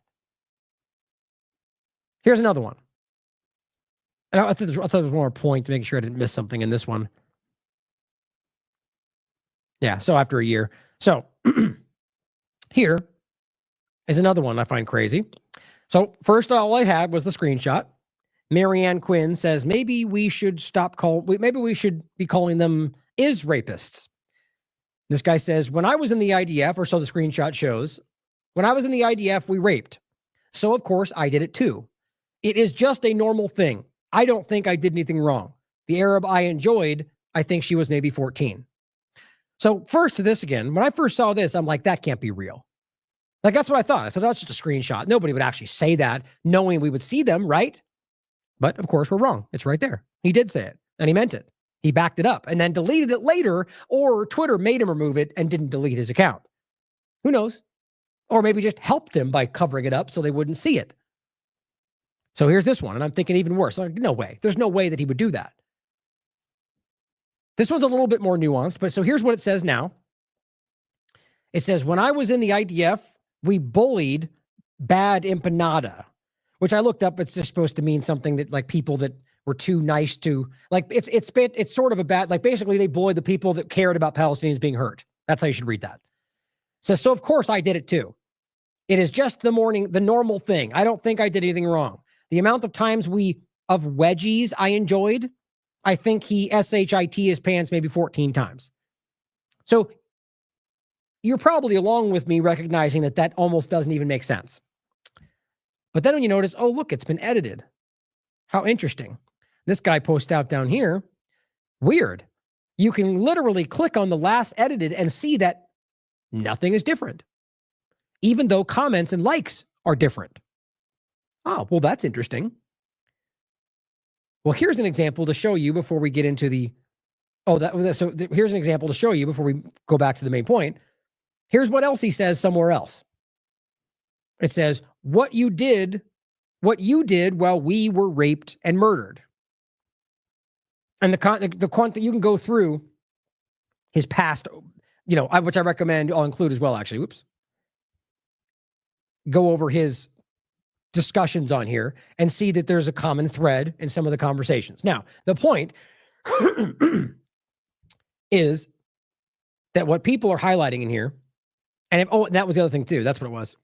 The comments, if you look at these, you can go down and see how people are commenting on the original point. Where was it? I think I just lost it by moving forward. Shoot. The point was, I think it's right here. If you look at the comments, you'll see people down here saying, I know this is real because I'm looking at it. Things like that. So what it looks like to me is that ultimately this was edited, because you can see the edit right here. And the point is, as the guy was showing you, there is literally nothing different. So if you understand, if you press the edit button and you don't change anything, it won't update, it'll revert. So to me, and look, you can see all the different comments and everything. So my opinion is that this was edited. People got the screenshot, the comments show you they're outraged about what he said, and then he changes it to make it about some wedgie thing. And Twitter, I think, changed that. That's my opinion. Either way, I find it pretty ridiculous that you can see that these are things he's been talking about, and this one seems to change. Either way, talking about bullying people that cared about Palestinian lives, I think it's pretty interesting to show. But I think there's a lot of this. I think this is all over this platform in particular, but right now there's an effort to cover up what these people really are doing. Now, this Khaleesi shows another example from a different angle. So this guy pushed this tweet out that says, my 13-year-old son was verbally abused at Chadstone Shopping Center today on November 9th. My 13-year-old son said to me, people claim they don't hate Jews, only Zionists, but he got abused for wearing his yarmulke. No, yeah, certainly could be true. There are plenty of racist people out there. But I think it's interesting that they have to make it about Jews, not Zionists. Clearly, there's a thing right there because they are different. They're not the same thing, as much as they desperately want you to think that. But Khaleesi points out, oh, are you sure? Looks like your 13-year-old son is a stock image, which I found myself. Again, took the legwork to find these things out. Before we show you that, what's interesting is, of course, he could have just not randomly grabbed a picture because he didn't want to show his son, or, that's also possible, just to be objective. It could be that it is a real story and he just did. But what's fascinating to me is that you can find this as a web, on what's weird, it won't let me scroll down. It's an online store. Here's another example of it. Right there. Right. So this is a stock image. So I do also find it weird that this guy would seek out a stock image to share. But the point is simple, that a lot of these claims are not real. And we've proven that over the years. Of people just like this that would jump into a story and lie about, like, well, woman, stabbed me in the eye with a flag. And then everybody in Congress and everybody in the media went along with it, even though the next day she was on an interview and didn't even have a mark on her face. And we just can't laugh at how dumb that is. And it got exposed. Or Stefanik pretending they were marching through schools saying, kill all the Jews. And the police in front of her said, no, that didn't happen. I investigated it. And she still lies about it. So there's a lot of this going on, which does not mean there's no racism that exists in any context, but it means that there is a weaponization of it that is transparent. And if you need some other real examples in real time, as I just showed you the other day, here is the leading. Remember, this guy in orange right here, this was the guy who was spearheading on this same channel, the most popular news channel in Israel, that it's okay that they rape people because that teaches them a lesson. It will stop them from doing more terrorism. It's okay to rape people in prison. He was aggressively pushing that. And even his own other commentators were like, he doesn't really mean that. You're taking it. And he was like, no, I do mean that. He pushed back.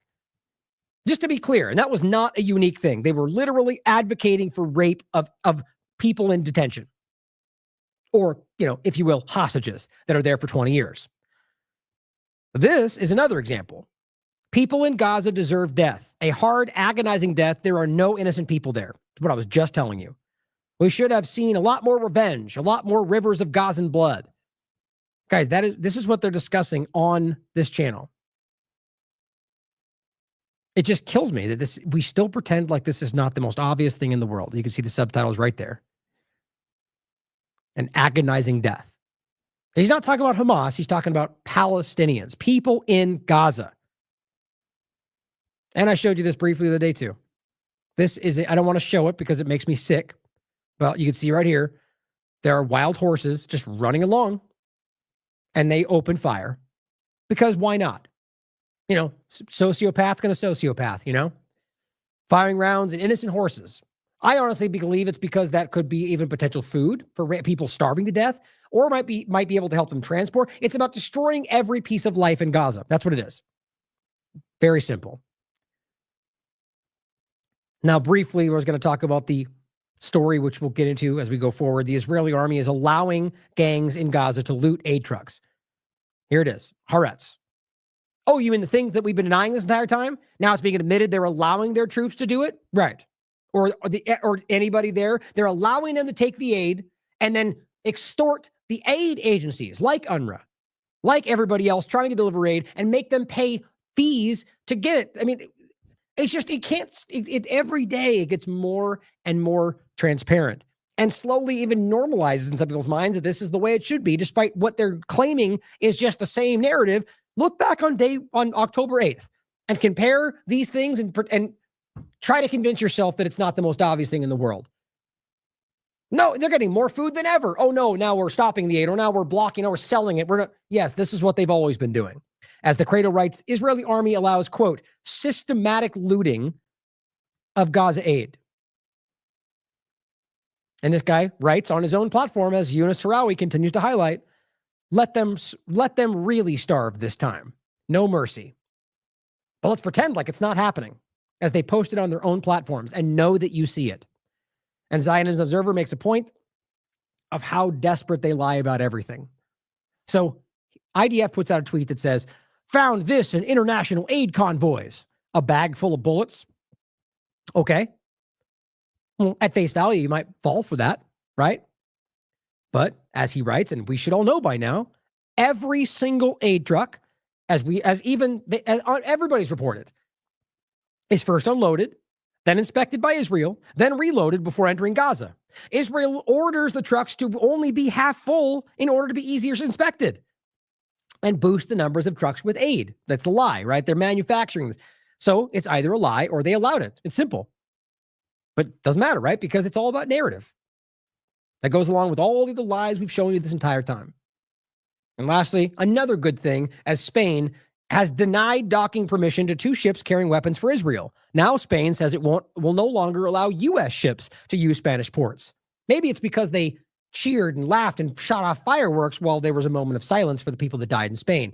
Yeah, your actions have consequences. In some cases, that could be people knocking your teeth out.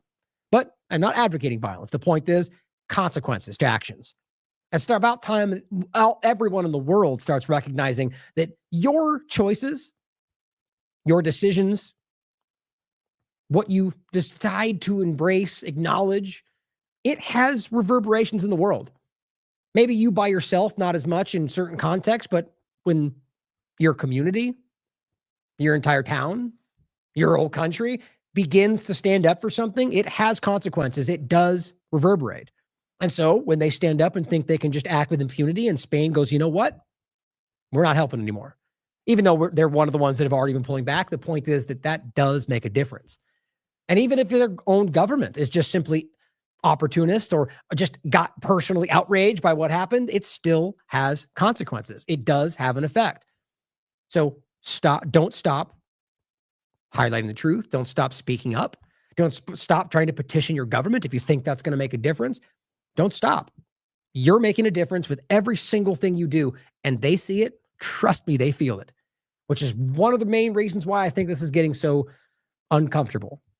But the same old tired analogy, dark is before the dawn. I believe that's where we're going. And if we stop short, then we just end up in the dark. So let's keep pushing. Thank you for being here. As always, guys, I'm just honored to be here with all of you, continuing to reach people. You are making a difference. Thank you for being here. I love you all. As always, question everything.